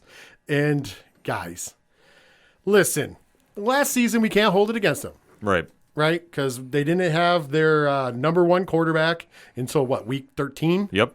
Give or take, yeah. Yeah, because, Reasons, massages, a whole lot of stuff. We're not going to jump into the allegedlys. We don't want to end up like Pat McAfee and company. Google it on your own time. Yeah, and be warned. It might not. Safe search on. Yes, please. Do not search that around the children. But no, we're finally going to get the actual full season of Deshaun Watson at quarterback for the Cleveland Browns, all jokes aside. And listen, I'm kind of looking forward to this. They did end up with quite the team around him last year if he would have gotten to play. Obviously, Amari Cooper is there in the receiver 1 position. Marquise Goodwin is also there. Elijah Moore and Cedric Tillman round out your wide receivers. They got one of the best running backs, and I always say he's the best kept secret because you don't hear about him once again like some other ones. Nick Chubb. He gets it done like nobody else in the entire league. They have one of the best tight ends in the league with David Njoku. Once again, another guy that I think goes under the radar, but super good at his job. The only question on this whole team is that offensive line. Mm-hmm. Like the offensive line was looking like woo last year. And even when Deshaun came back, he was on the move quite a bit. Their offensive line needs a ton of work because if you go to the defensive side, they're solid. You know, you got Myles Garrett over there. Delvin Tomlinson is over there. You know, Grant Selpo, Juan Thornhill. They have a squad on the front and the backside. They have a good defense, but that offensive line, they did not improve. No. At all. No. Just forgot it existed. And I think that is going to be the curse because I don't care how much Deshaun Watson can run on his legs. When you're running for your life every play, it's going to be a problem.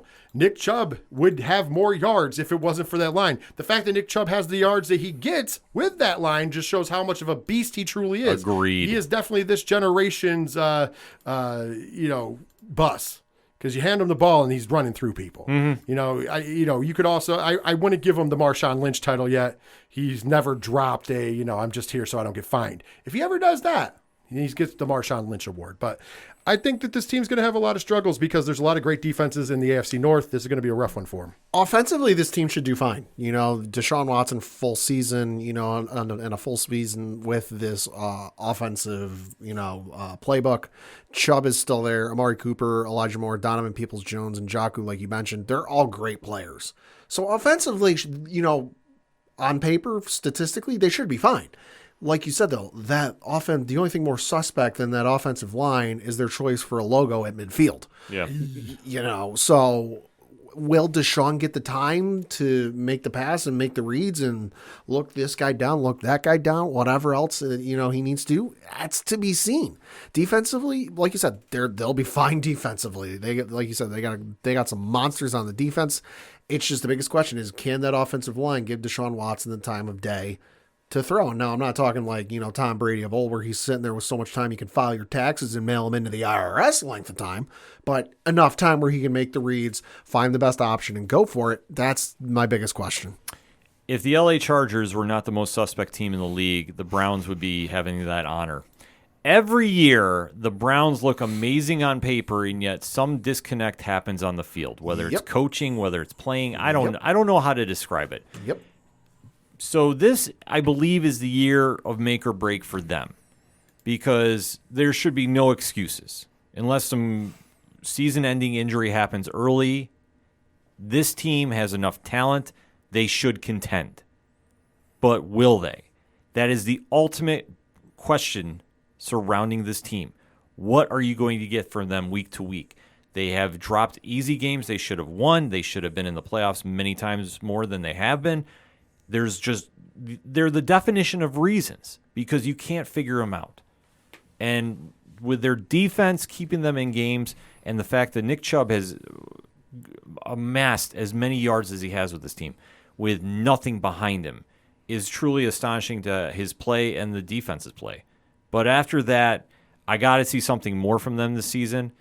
I usually jump right on the bandwagon and say it's going to be their year. They're going to sneak in the playoffs. But I'm going to say this right now.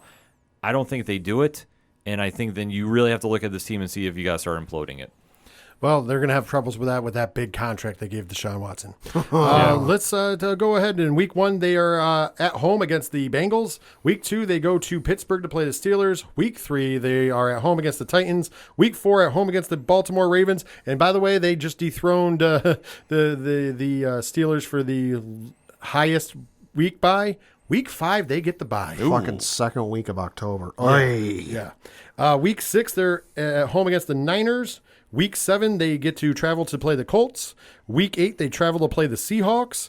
Week 9, they are at home against the Cardinals. Week 10, they play the Ravens at Baltimore. Week 11, they're at home against the Steelers. Week 12, they're at the Broncos. Week 13, they're at SoFi to play the Rams. Week 14, they play the Jaguars at home. Week 15, they play the Chicago Bears at home. Wow, that's the first time we said the Bears name. Week 16, they play the Texans in Houston. Week 17, they get to be home, but they get to play those pesky New York Jets. And week 18, they finish their season, unfortunately for them, at Cincinnati in the Bengals. That's brutal. That is a brutal end to your season. The Jets and Bengals back to back, and one of them at least you get to play at home, but the last game gets the Bengals on the road. That means we are now done with the AFC North, So I do believe Padawan J, that leaves only one conference left. Yeah, that is the AFC West. Well, we got to say our rankings first. Oh, I Oh, forgot the yes, rankings. Oh, look at yes. that. This is how much I didn't want to go with this one. I was going to say the Browns weigh it down. I mean, I think we can I can speak for everybody. Cincinnati number 1 overall. Yes. The big question mark, though, is who you have at number 2. I'm going to say the Pittsburgh Steelers number 2, Baltimore Ravens number 3, and then the Browns number 4. I'm actually going to shadow that. I do think it's going to be the Bengals, Steelers, Ravens, and, of course, the Browns in the basement. I'm going to just, for reasons I'll say differently, I'm going to say Cincinnati, obviously, number 1. I'm going to say Ravens 2, Steelers 3, Browns 4. I can say this. If by some hiccup that happens in the AFC East and because of the harder schedule beating them up, they could sneak 2 to 3. They could have the 3-year team if the AFC East beats each other up too much. Right. I think the East will definitely have 2 or 3. I'm going to say, like you earlier, they're going to have 3 playoff representation. However, I do think that this division, if they beat themselves up too much in the East, could sneak in there because the top 3 teams in this division, very good. Oh, absolutely. Absolutely. And then looking at the AFC West, you got the Kansas City Chiefs win the division last year and were the number 1 overall seed in the AFC. They had a record of 14-3. The Los Angeles Chargers finished in second place, also made the playoffs with a record of 10-7. You had the Las Vegas Raiders finish in third with a record of 6-11, and the Denver Broncos finished in fourth place with a record of 5-12. Rich, it's your division. Why don't you lead us off Well, here? we're gonna end with the champion. So we're gonna end with Kansas City. Okay. So I will start because I'm a Raiders fan, so we'll just peel the Band-Aid off and get it over with. Jeez. Last year, such high hopes. Padawan J, I did not go as high as you did with the Raiders last year. But That's true. I did have high hopes for my team, and once again, that's why I never have high hopes for them. Listen, man, I don't know. First of all, Jimmy G is the starting quarterback, followed by Brian Hoyer and Aiden O'Connell. We should just start Aiden O'Connell because he looks like Farva. That's my guess there because I don't think Jimmy G has got it in him. Unfortunately, Devontae Adams is going to suffer for that because he's on the team still. Unfortunately for him, Hunter Renfrow, Trey Tucker are both back. Jacoby Myers is there, so they've got a receiving core. Can Jimmy G get them the ball? We'll find out. Unfortunately for Jimmy G, he does not have a great running back behind him.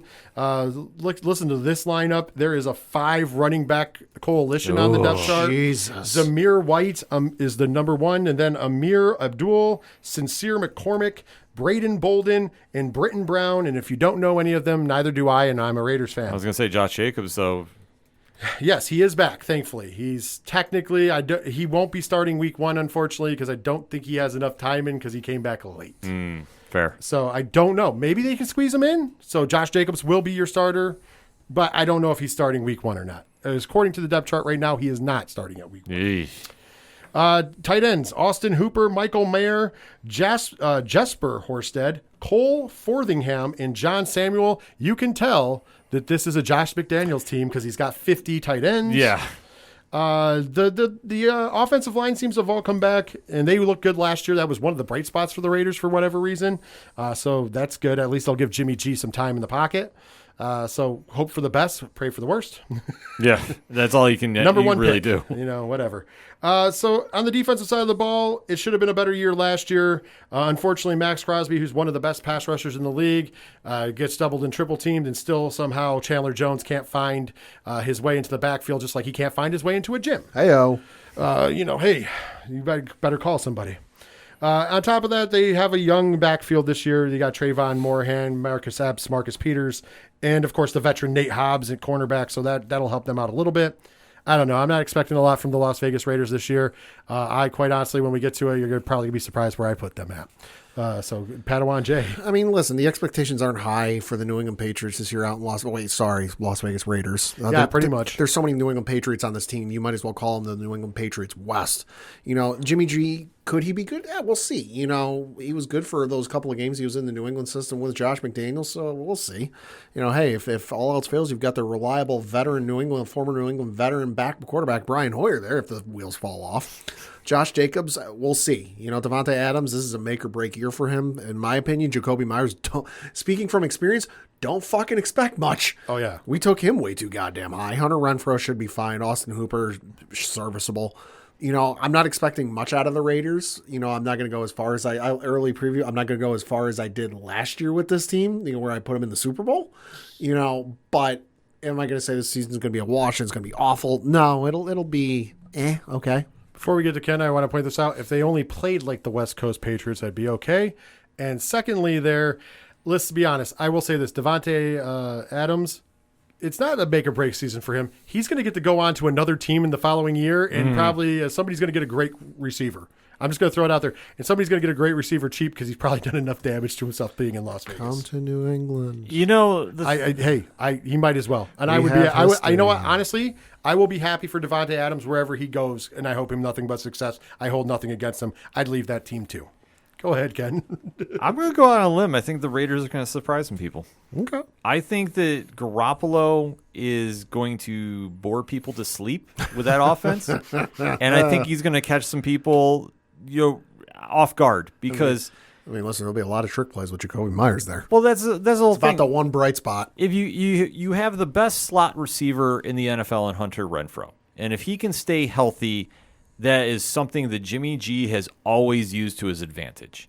He has Davante Adams, who, let's face it, with Derek Carr, he got something out of, but it was consistency that was the biggest issue. Mm-hmm. The only thing with Jimmy G is if you're expecting him to go against Patrick Mahomes twice a year and put up 45 against him, it's going to be a tough task. I would say turn Madden off easy mode. Yeah, that's the only thing that in comparison to your division. Could they beat everybody else? Yeah, probably. Yeah. They could hang with them at least, but I think when you start getting into the Kansas Cities, the LA Chargers, whatever team shows up that week, and I would say Denver, but let's face it, that's going to be a whole different topic right there. It's Denver. Yeah, so out of 4 games, you're going to be, having to outshoot Patrick Mahomes and Herbert. Yeah. I don't think he can do that, and I think that's going to be the ultimate downfall to this team, but I think they're going to be better than they were last year. And I will say, I could see them sneaking a second-place finish out of this. Yeah, well, the schedule is okay. Looking at their schedule, they open up week 1 in Denver against the Broncos. Week 2, they travel up to Buffalo to play the Bills.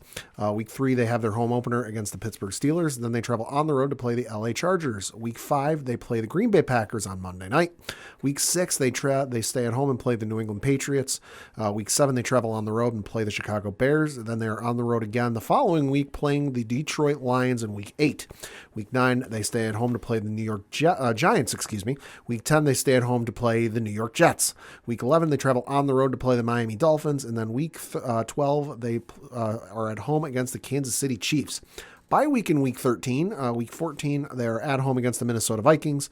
Week 15, at home against the Los Angeles Chargers. Week 16, on the road against Kansas City. Week 17, on the road against Indianapolis. And they close out the year at home against the Denver Broncos. There are some doable things, as you pointed out in there. I'm just not going to take the high road with them this year. Yeah, I don't blame you. If I disrespect the hell out of them, maybe they'll play. Who knows? Let's talk about the Denver Broncos. That's right. That's right. Of course, that's the biggest problem, I guess. Your quarterback, Russell Wilson. That's right. Jarrett Stidham is the number 2. Sexiest number 2 quarterback in all history. And then Ben DiNucci. Who? Yes, will be the number 3 quarterback. By the way, they currently have 1, 2, 3, 4, 5, 6, 7, 8, 9, 10, 11, 12, 13 receivers on their depth chart. Well, 13 receivers. Mind you, they do have Cortland Sutton and Jerry Jeudy, Marvin Mims Jr., and Kendall Hinton, which are all good receivers. I don't understand why we need 17. By the way, one of the receivers' names is Little Jordan Humphrey. That is what he is listed on the depth chart. Little, L-I-L, That's awesome. Jordan Humphrey. I'll tell you why. It's the new head coach, Sean Payton. Yeah, there you go. And he always had a deep depth chart of wide receivers in New Orleans. That's true. I also want to point out there's more former New England Patriots quarterbacks in the AFC West than there are in the New England system. That's right. So here you go. Line still suspect as all hell. Yeah. Running backs, Javonte Williams is your number 1 running back. Yeah. And then a whole slew of guys that I've never heard of. Perrine, I think, was with the Bengals. But Yeah. like I say, you never heard him behind Joe Mixon. And then we go to the defensive side of the ball. And other than the secondary, which has Pat Surtain out there, let's ride all the way to the basement of the AFC West again. I mean, is Russell going to improve? Maybe. We'll see. You didn't really do much offensively with the offensive line or the receiver core. Jerry Jeudy's still there. Cortland Sutton. Okay, you brought in Sean Payton, who he's a great offensive-minded coach, but that doesn't right the ship. I want to say this before we go further. We all had questions, and we were thinking that up there in Seattle, they were losing their mind. Mm-hmm. Pete Carroll, greatest coach ever. Yep. Knew when to get rid of Russell Wilson. Yeah. Knew when. We all questioned that. I will never question Pete Carroll ever again. Yeah. Genius. Ever again. Yeah. Just throwing that out there. Except for play calls in the Super Bowl. That's true. That's true. But still, I will never question him about a player again. But that was more on his offensive coordinator, so we'll go from there. That's true. But I'm not expecting much out of this team. Similar record, if not worse. Yeah. I mean, looking at their schedule? Yes, looking at their schedule, week 1, they're at home against the Las Vegas Raiders. Week 2, they stay at home against the Washington Commanders. Then they travel on the road week 3 to play the Miami Dolphins. Week 4 on the road against the Chicago Bears. Week 5, they are at home against the New York Jets. And then week 6, they're at home on the road in Kansas City. Week 7, they're at home against the Green Bay Packers. Week 8, they're at home against the Kansas City Chiefs. Bye week in week 9. Week 10, they're on the road in Buffalo, playing those Buffalo Bills on Monday night. Week 11, they are at home against the Minnesota Vikings. Then week 12, they're at home against the Cleveland Browns. 13, they're on the road in Houston. Week 14, on the road playing the Chargers. Week 15, on the road playing Detroit. Then week 16, they're at home against the New England Patriots. Week 17, at home playing the Los Angeles Chargers. And then weeks 18, closing out at the Las Vegas Raiders. I mean, we'll have a couple wins this season. Yeah. Easily. But, a team that could also be making some noise, and I will say this, they are, without a doubt, the most inconsistent team in all the NFL. Look at their playoff game last year against Jacksonville. And that's the Los Angeles Chargers. Ooh, hey, let's start with quarterback. Justin Herbert, one of the best in the league. Good quarterback. Can't say anything against him. Wide receivers, we got Mike Williams and Keenan Allen and, of course, Joshua Palmer. I'm not sure, I think that's going to be a good receiving core. They always have if been. they're healthy. That's the biggest question mark with that. Gerald Everett at tight end. I like him sometimes. I don't like him other times. Of course, if you listen to the NBC sportscasters, they think that Austin Eckler's the greatest running back in the league, and then the Raiders shut him down. So that was kind of funny. True story. Me and Ken will tell that story forever. Yep. Just because it was the funniest thing ever. How'd that work out for you, Collins? I like this guy. The whole time he's like, Austin Eckler, he's going to be the difference maker. He's going to burn the Raiders, and there's no way that they're going to stop him. And that didn't quite happen. Yeah. That was the year that we put them out of the playoffs. Mm-hmm. Go to the other side, man. I'll tell you what, they got big mileage from Khalil Mack last year, which I was kind of surprised about. One of the things that was lacking on the team to get to that next level was that we thought that their defense was going to be better than what it was, and they brought in a bunch of people last year, and then they did not perform the way that defense should have. But one of the bright spots was Khalil Mack. Joey Bosa is back as well on the edge because they used 2 edge guys instead of linebackers, which is fine. I don't know if I like their defensive setup. I think overall their defensive coaching is probably the issue less than the players because they have Asante Samuel Jr. over there as well, Michael Davis, Derwin James Jr., J.C. Jackson. So they have a secondary. They have an up front. But for some reason, they just can't get it done on the defensive side of the ball. Well, I know JC was hurt most of last year. Yes, true. But once again, one player shouldn't be putting you down. Right. Especially when you have a strong pass and run rush protection. Yeah. It's an amazing up front, and then their backfield. One guy in the backfield doesn't hurt you as much. I mean, I understand Buffalo, when you have 3 of your top guys in the secondary down, that's going to affect you. Sure. Not so much when only one of them's down. Like I said, I put it more on coaching than I do on anything, and I think that's the one main thing that we should talk about with the Chargers. I think the big question mark to get them over the hump before I pass it to you two gentlemen is coaching on both sides of the ball. I think it's sus at best. I think that they like to do they're wonderful at doing that weird, I like to go after the numbers. They're one of those their coach is a stats guy. It's Brandon Staley is the coach. I was like, Ken and I are looking up the same thing. Who the fuck are their coaches? Okay, so Brandon Staley has been their coach for a little bit now. He's one of those guys, just like homeboy down there in Miami, who likes to just just like, oh, I want to go by the numbers. So it says that it says instead of kicking, I should go for it, 4th and 15. Not always smart. Defensive coordinator, they got Derek Ansley, and I think he's the biggest stuff out of all of them because their defense doesn't play up, and it's because I don't like the defensive setup. He's got a college scheme with 2 edge rushers. That should not be what you're doing in pro football. Just throwing that out there. I could be wrong, but once again, judging by the record, not so wrong. Their coaching staff doesn't wow me. I mean, I realize I'm no Chargers fan, and maybe it's the East Coast in me, but like I'm looking at their coaching staff. You mentioned Brandon Staley's the head coach. Derek Ainsley is their defensive coordinator. Let's see, they've got who is their offense? Oh, there it is. Kellen Moore. Kellen Moore is their offensive coordinator. I'm just browsing through the names, and I'm not going to list them all. Kellen Moore is the only name on this entire coaching staff that I recognize. And at least with a couple, I'm sitting there going, oh, wait, Pat White's there. Maybe I was going to say, world famous West Virginia quarterback, Pat White. Pat White's the offensive assistant. But like, most teams I can look at their coaching staff and go, oh, okay, there's a couple of names I remember. Oh, I didn't know they were there. Outside of that, I don't know who the fuck half these guys are. So listen, Chargers fans, I feel bad for you, but it might not be a good year. And I don't want to be that guy. But most of them do not look like they played football ever. No, they don't. Like, look at Brandon Staley. He does not look like he's ever played the game. Yeah. But he's the coach. The thing about this is with Kellen Moore, I believe this is his first year with the team. I believe so. It is. He might get something out of them, but it's never been the offense that's been the problem. It's more the defense. But that's what I said. But I agree with you. But the biggest question mark here is you have this team on paper that legitimately should only lose maybe 3 games a year. You would think. Just because they're that good on both sides of the ball. I'll give you Yeah. that. And yet, we get mediocrity. Yeah. I don't think Kellen Moore is going to be the guy to get him over the hump. Like, he might do, if anything, he will make Herbert better. Yes. But that's it. I'm sorry, Austin Eckler, I don't think is the guy. I think Joshua Kelly's actually a better running back. I'm going to say that out loud. But looking at if their wide receiver core can stay healthy, this team should be putting up a lot of points. But they're still not as good as the Chiefs. And, I mean, I'll be honest, I think they're right there with the Raiders. It just, you have that disconnect somewhere that is preventing them from taking that next step. And on paper, this team should be light years better. It's not. Sure, are they going to put up a lot of points in mediocre games? Yep. If you got them on your fantasy team, guess what? You're going to be winning some games.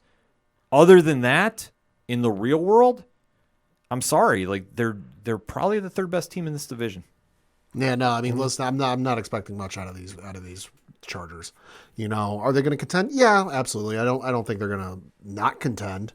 But am I expecting a playoff run out of them? Absolutely not. Yeah, so looking at their schedule. Yeah, so looking at the schedule, week 1, they're at home against the Miami Dolphins. Then they go on the road to play the Tennessee Titans. They stay on the road for week 3 to play the Minnesota Vikings. Then they're at home against the Las Vegas Raiders before they have the illustrious second week of October bye week in week 5. Week 6, they are at home against the Dallas Cowboys. That is on Monday Night Football. Week 7, they're on the road playing the Kansas City Chiefs. Week 8, they are at home playing the Chicago Bears. That one is slated for Sunday Night Football. Week 9, they are on the road playing the New York Jets. That one on Monday Night Football. Week 10, they are at home against the Detroit Lions. Then they are on the road playing Green Bay in Week 11. Week 12, they are at home playing the Baltimore Ravens at home. And then Week 13, they're on the road playing the New England Patriots. Week 14, they're at home playing the Denver Broncos. Week 15, on the road in Las Vegas. Week 16, at home playing the Buffalo Bills. Week 17, on the road playing Denver, and then closing out the season, week 17 against the week 18 playing the Kansas City Chiefs. That's a rough end. That's a very, very rough ending. Speaking of the Kansas City Chiefs. Yeah, let's go right in there. The Kansas City Chiefs, let's be honest, we don't even have to break this down. Defensively, the names don't look sexy, but they get the job done. Yes, they do. Offensively, the names don't all look sexy, but they get the job done. At the end of the day, they have the best quarterback in the league named Patrick Mahomes. It pains me to say this because I'm a Raiders fan. However, let's be honest. It doesn't matter who they put around him. We questioned it last year when they had lost, we thought, hey, they lost all their receivers. How are they going to be this great? Tyreek Hill's gone. Everybody, no, they were fine. Mm-hmm. They were fine. They got Sky Moore. They got Kadarius Toney, which, by the way, Giants fans, how pissed off are you about that one? Oh, my God. Then they got some guys I never heard of, and that's fine because they got Richie James, Rashee Rice, and Justin Ross. And, of course, they do have some guys I know of because Marquez Valdez-Scantling's still there. So let's be honest. Hey, doesn't matter. Tight ends, it doesn't really matter as long as Travis Kelce's there and he's there. The offensive line is great. The defense is great. It's the damn Chiefs. The only thing concerning for Travis Kelce is he might not play week 1 because he did hyperextend his knee in practice today. So we'll see if he does not play on Thursday. But it's kind of like Gronk in his prime. Half-assed Travis Kelce will still be better than Yeah. Yeah, that's true. I mean, listen, offensively, this team is not lost a step. You still got Isaiah Pacheco at running back. Jerick McKinnon is still there. Clyde Edwards-Helaire. So that is a monster of a hydra there you got at the running back. Wide receiver core, listen, you still got Patrick Mahomes. Look at the receiving core Tom Brady haven't had in his prime outside of the Randy Moss years where it was like Randy Moss, Wes Welker, and Dante Stallworth. You know, Tom Brady did not have that sexy of a wide receiver core for a lot of those years, and he still made them look amazing. Patrick Mahomes in that same class. As long as Travis Kelce's there, he'll be fine. So offensively, these guys will be fine. Defensively, these guys will be fine. I expect nothing less than a repeat, of success for these guys. I just want to point this out, though. As you just said about Tom Brady, unlike Tom Brady, though, he's got Tony and Scatling. And both of those guys are more than serviceable. Yeah. Yes. So he's got even bigger names than outside of Randy Moss, right, than Tom Brady ever had. And it's and I'll put him in that same breath. You're absolutely right. His wide receiver core could be Tyler from 30 and Nerdy, JT from Beyond the Batcave, and Coach Duffy. And guess what? They'd still be fine. Shit, he'd make the three of us look good. To be fair, allegedly, Coach Duffy would get suspended in week 3 for gambling. But that's a whole nother thing. Gambling, call that 1-900 number with gambling problems. We don't. We love you, Coach. We haven't heard from him in a minute, so we have to pick on him a little bit. There's some neck scratching going on. Yeah. But like I say, the Chiefs are the Chiefs. So they're going to be what they're going to be. The only question marks at this stage is Chris Jones holding out right now, how long that's going to go. Because that will hurt their defense, but it's not going to take him out of contention. Travis Kelce, depending on his knee, we got to just wait and see about that. But it's still freaking Patrick Mahomes. Yep. As long as he is healthy, they'll be fine. Also, we got to put him in the same thing as the Steelers at this point. Andy Reid and his coaching staff, it doesn't get much better. Yeah. Like this organization is running from the top to the bottom, from the owners to the GM to the head coach and everybody in between. This is one of the best ran franchises in football. I hate saying this, but we have to call it right down the middle, and it's true. Pittsburgh and them are the two consistent teams right now that are ran from the top to the bottom pretty much impeccably. Yeah. And yes, that doesn't mean they're going to win every season, but at the same point in juncture, they're always going to be in the hunt. Yeah. There's never going to be a time where they're not in a playoff hunt, or in the case right now of Kansas City, in the Super Bowl hunt. Yep. Looking at their schedule, week 1, they are at home against the Detroit Lions. Of course, that is coming up this Thursday. Week 2, they are on the road playing the Jacksonville Jaguars. Week 3, they are at home playing the Chicago Bears. Week 4, they are on the road playing the New York Jets. And then week 5, they stay on the road and play the Minnesota Vikings. They return home in week 6 to play the Denver Broncos. Stay at home week 7 to play the Los Angeles Chargers. Then they go back on the road week 8 to play the Denver Broncos. Week 9, they play the Miami Dolphins, technically at home, although that game is in Frankfurt, Germany. Bye week in week 10, come back week 11 at home against the Philadelphia Eagles. Week 12, they're at the Las Vegas Raiders. They stay on the road for week 13 to play the Green Bay Packers. Week 14, they're at home against the Buffalo Bills. And then week 15, they're on the road in New England to play the Patriots. Week 16, they come back and they play the Las Vegas Raiders. Week 17, they stay at home to play the Cincinnati Bengals. And then they close out the regular season on the road playing the Los Angeles Chargers.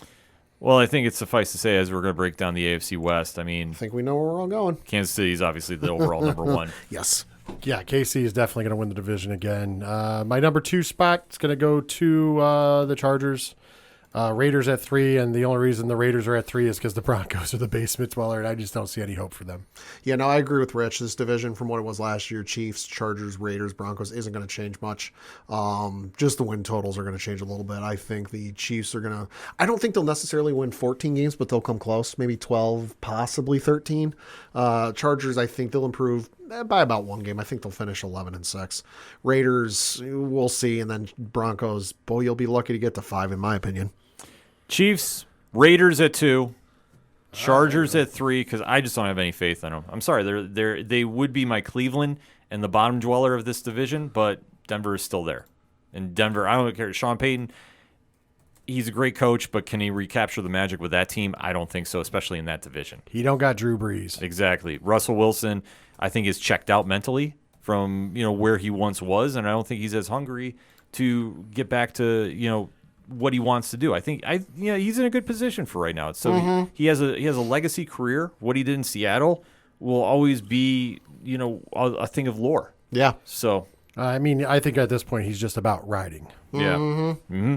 So he's going to ride off into those playoffs somewhere, somehow. Yeah. But we'll have to wait and see. But like we say, we have a lot of picks there from the AFC North and the AFC West. So hit us up on the hashtag ODPHpod. What is your thoughts about those two divisions? We're going to take one last break and then come back and give you our predictions about who is going to the Super Bowl out of the AFC and this ODPHpod NFL Preview Edition. You ever wondered what comics Mark from Balaam is into? What Zach from Left Behind's favorite MCU movies are? Well, Metalcore Nerds is the show for you. My name is Sean Mott, and here at Metalcore Nerds, we cover the latest things in pop culture, whether it be Star Wars, Marvel, DC, AEW, and everything else in between. You can listen to the show every Monday on Adobe Howl at 7 p.m. Eastern, or find it anywhere you find podcasts after it debuts on the radio station. Coming back for the final segment on part 1 of the ODPHpod NFL Preview Edition with Rich from 3FN in the house. We broke down the entire AFC conference. Now it's time to let you know who's going to the playoffs and who is going to the Super Bowl. So, Pad, let's hear your picks. So, of course, my divisional winners in the AFC East, I've got the Buffalo Bills. The AFC South, I've got the Jacksonville Jaguars. The AFC North, the Cincinnati Bengals. And then in the AFC West, I've got the Kansas City Chiefs. As for the wild card winners, I'm going to do this in no particular order because I'm not going to sit here and try to, organize by who I think's got more wins, who's got the fucking tiebreakers or all this other bullshit. I'm just going to go based off of who I think is going to make it in. For one of the, wild card spots, I'm going to go with the New England Patriots. I think they'll squeak in there. I'm going to give one to and I'm literally doing this off the top of my head. I'm not going to give it to anybody in the AFC West. I'll tell you that right now, or the AFC South. Sorry, guys, is what it is. I'm going to give one to New England Patriots. I'm going to give one to the New York Jets. And then I'm going to give the other one to the Pittsburgh Steelers. Okay. And then when it's all said and done, who is going to the Super Bowl? I'm gonna say Cincinnati. I'm gonna say Cincinnati. Okay. Back there. All right. Rich, let's hear your picks. So, AFC East, I got the Buffalo Bills winning the division. AFC South, I've got the Jacksonville Jaguars winning the division. AFC North, I got the Cincinnati Bengals winning the division. And, of course, in the West, we've got the one and only Kansas City Chiefs. My wild card teams, I'm going with the New York Jets will make the playoffs. And then I'm actually going to go in this way. I think the Pittsburgh Steelers and the Baltimore Ravens will make it. So I think the AFC North will throw. Because, unfortunately, I think that the Miami Dolphins are too injury prone until proven otherwise, and I think the Patriots are going to be kind of beat up in that division, unfortunately. That's the only bad part about that division being so good, is that there's going to be some L's across the board for all of them in the division. I don't think anybody's going to go clear across the board in the AFC East. Fair enough. And who you got going to the game? You know what? Last year I got fancy with my pick. I do like the Bengals pick. That is a very good pick. But I'm going to say it. I'm going with the Kansas City Chiefs until proven otherwise. It's just the safe bet. I get it. I'm going to be safe this year because hopefully by me picking them, they won't go and the Cincinnati Bengals will go because I'm excited for that. But at the same point in juncture, until proven otherwise, I think you have to give the nod to the Kansas City Chiefs. I'm giving Kansas City their due. They all the deserved respect. But the last team to repeat it in a Super Bowl champs were the New England Patriots. I cannot willingly with that stat in mind, root for the Kansas City Chiefs to win the Super Bowl because that means that stat will no longer be valid. Listen, so that points out the fact that I said I'm trying to jinx them as well by saying the Kansas City Chiefs. Okay. Because I don't think I have not picked the AFC champion right in the last 5 years. Mm-hmm.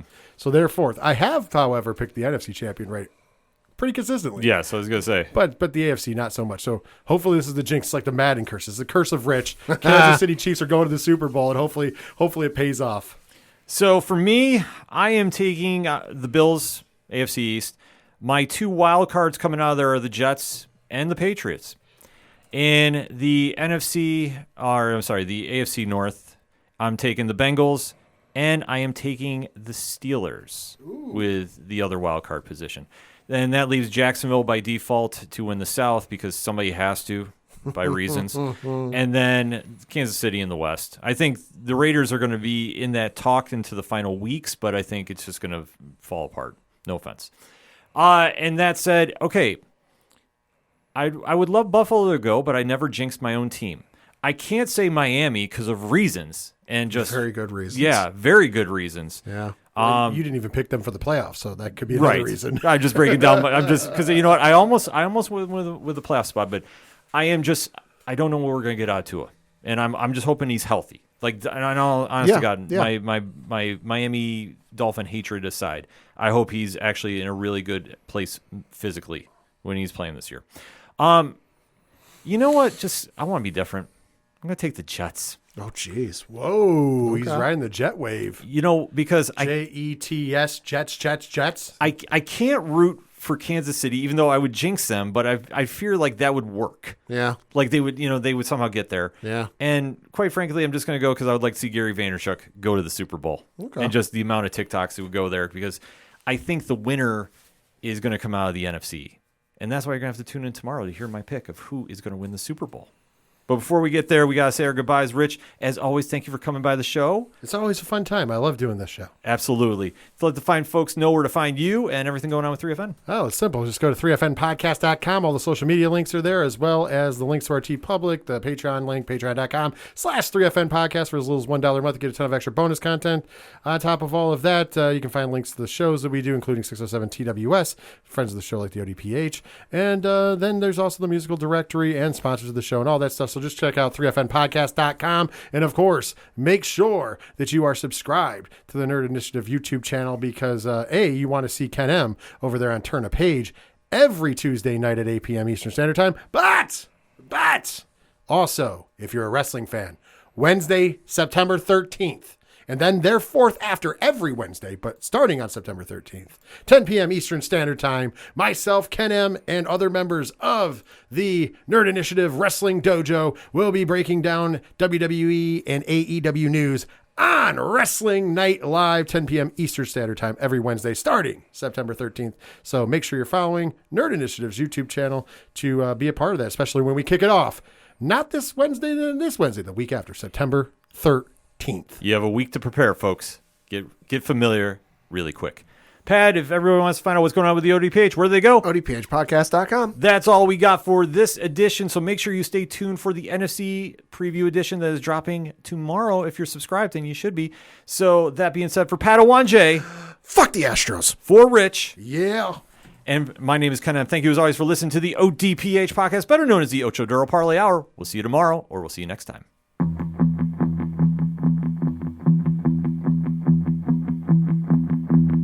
Gotta be down to the punch. Gotta be down to the punch. 'Cause they can't bring me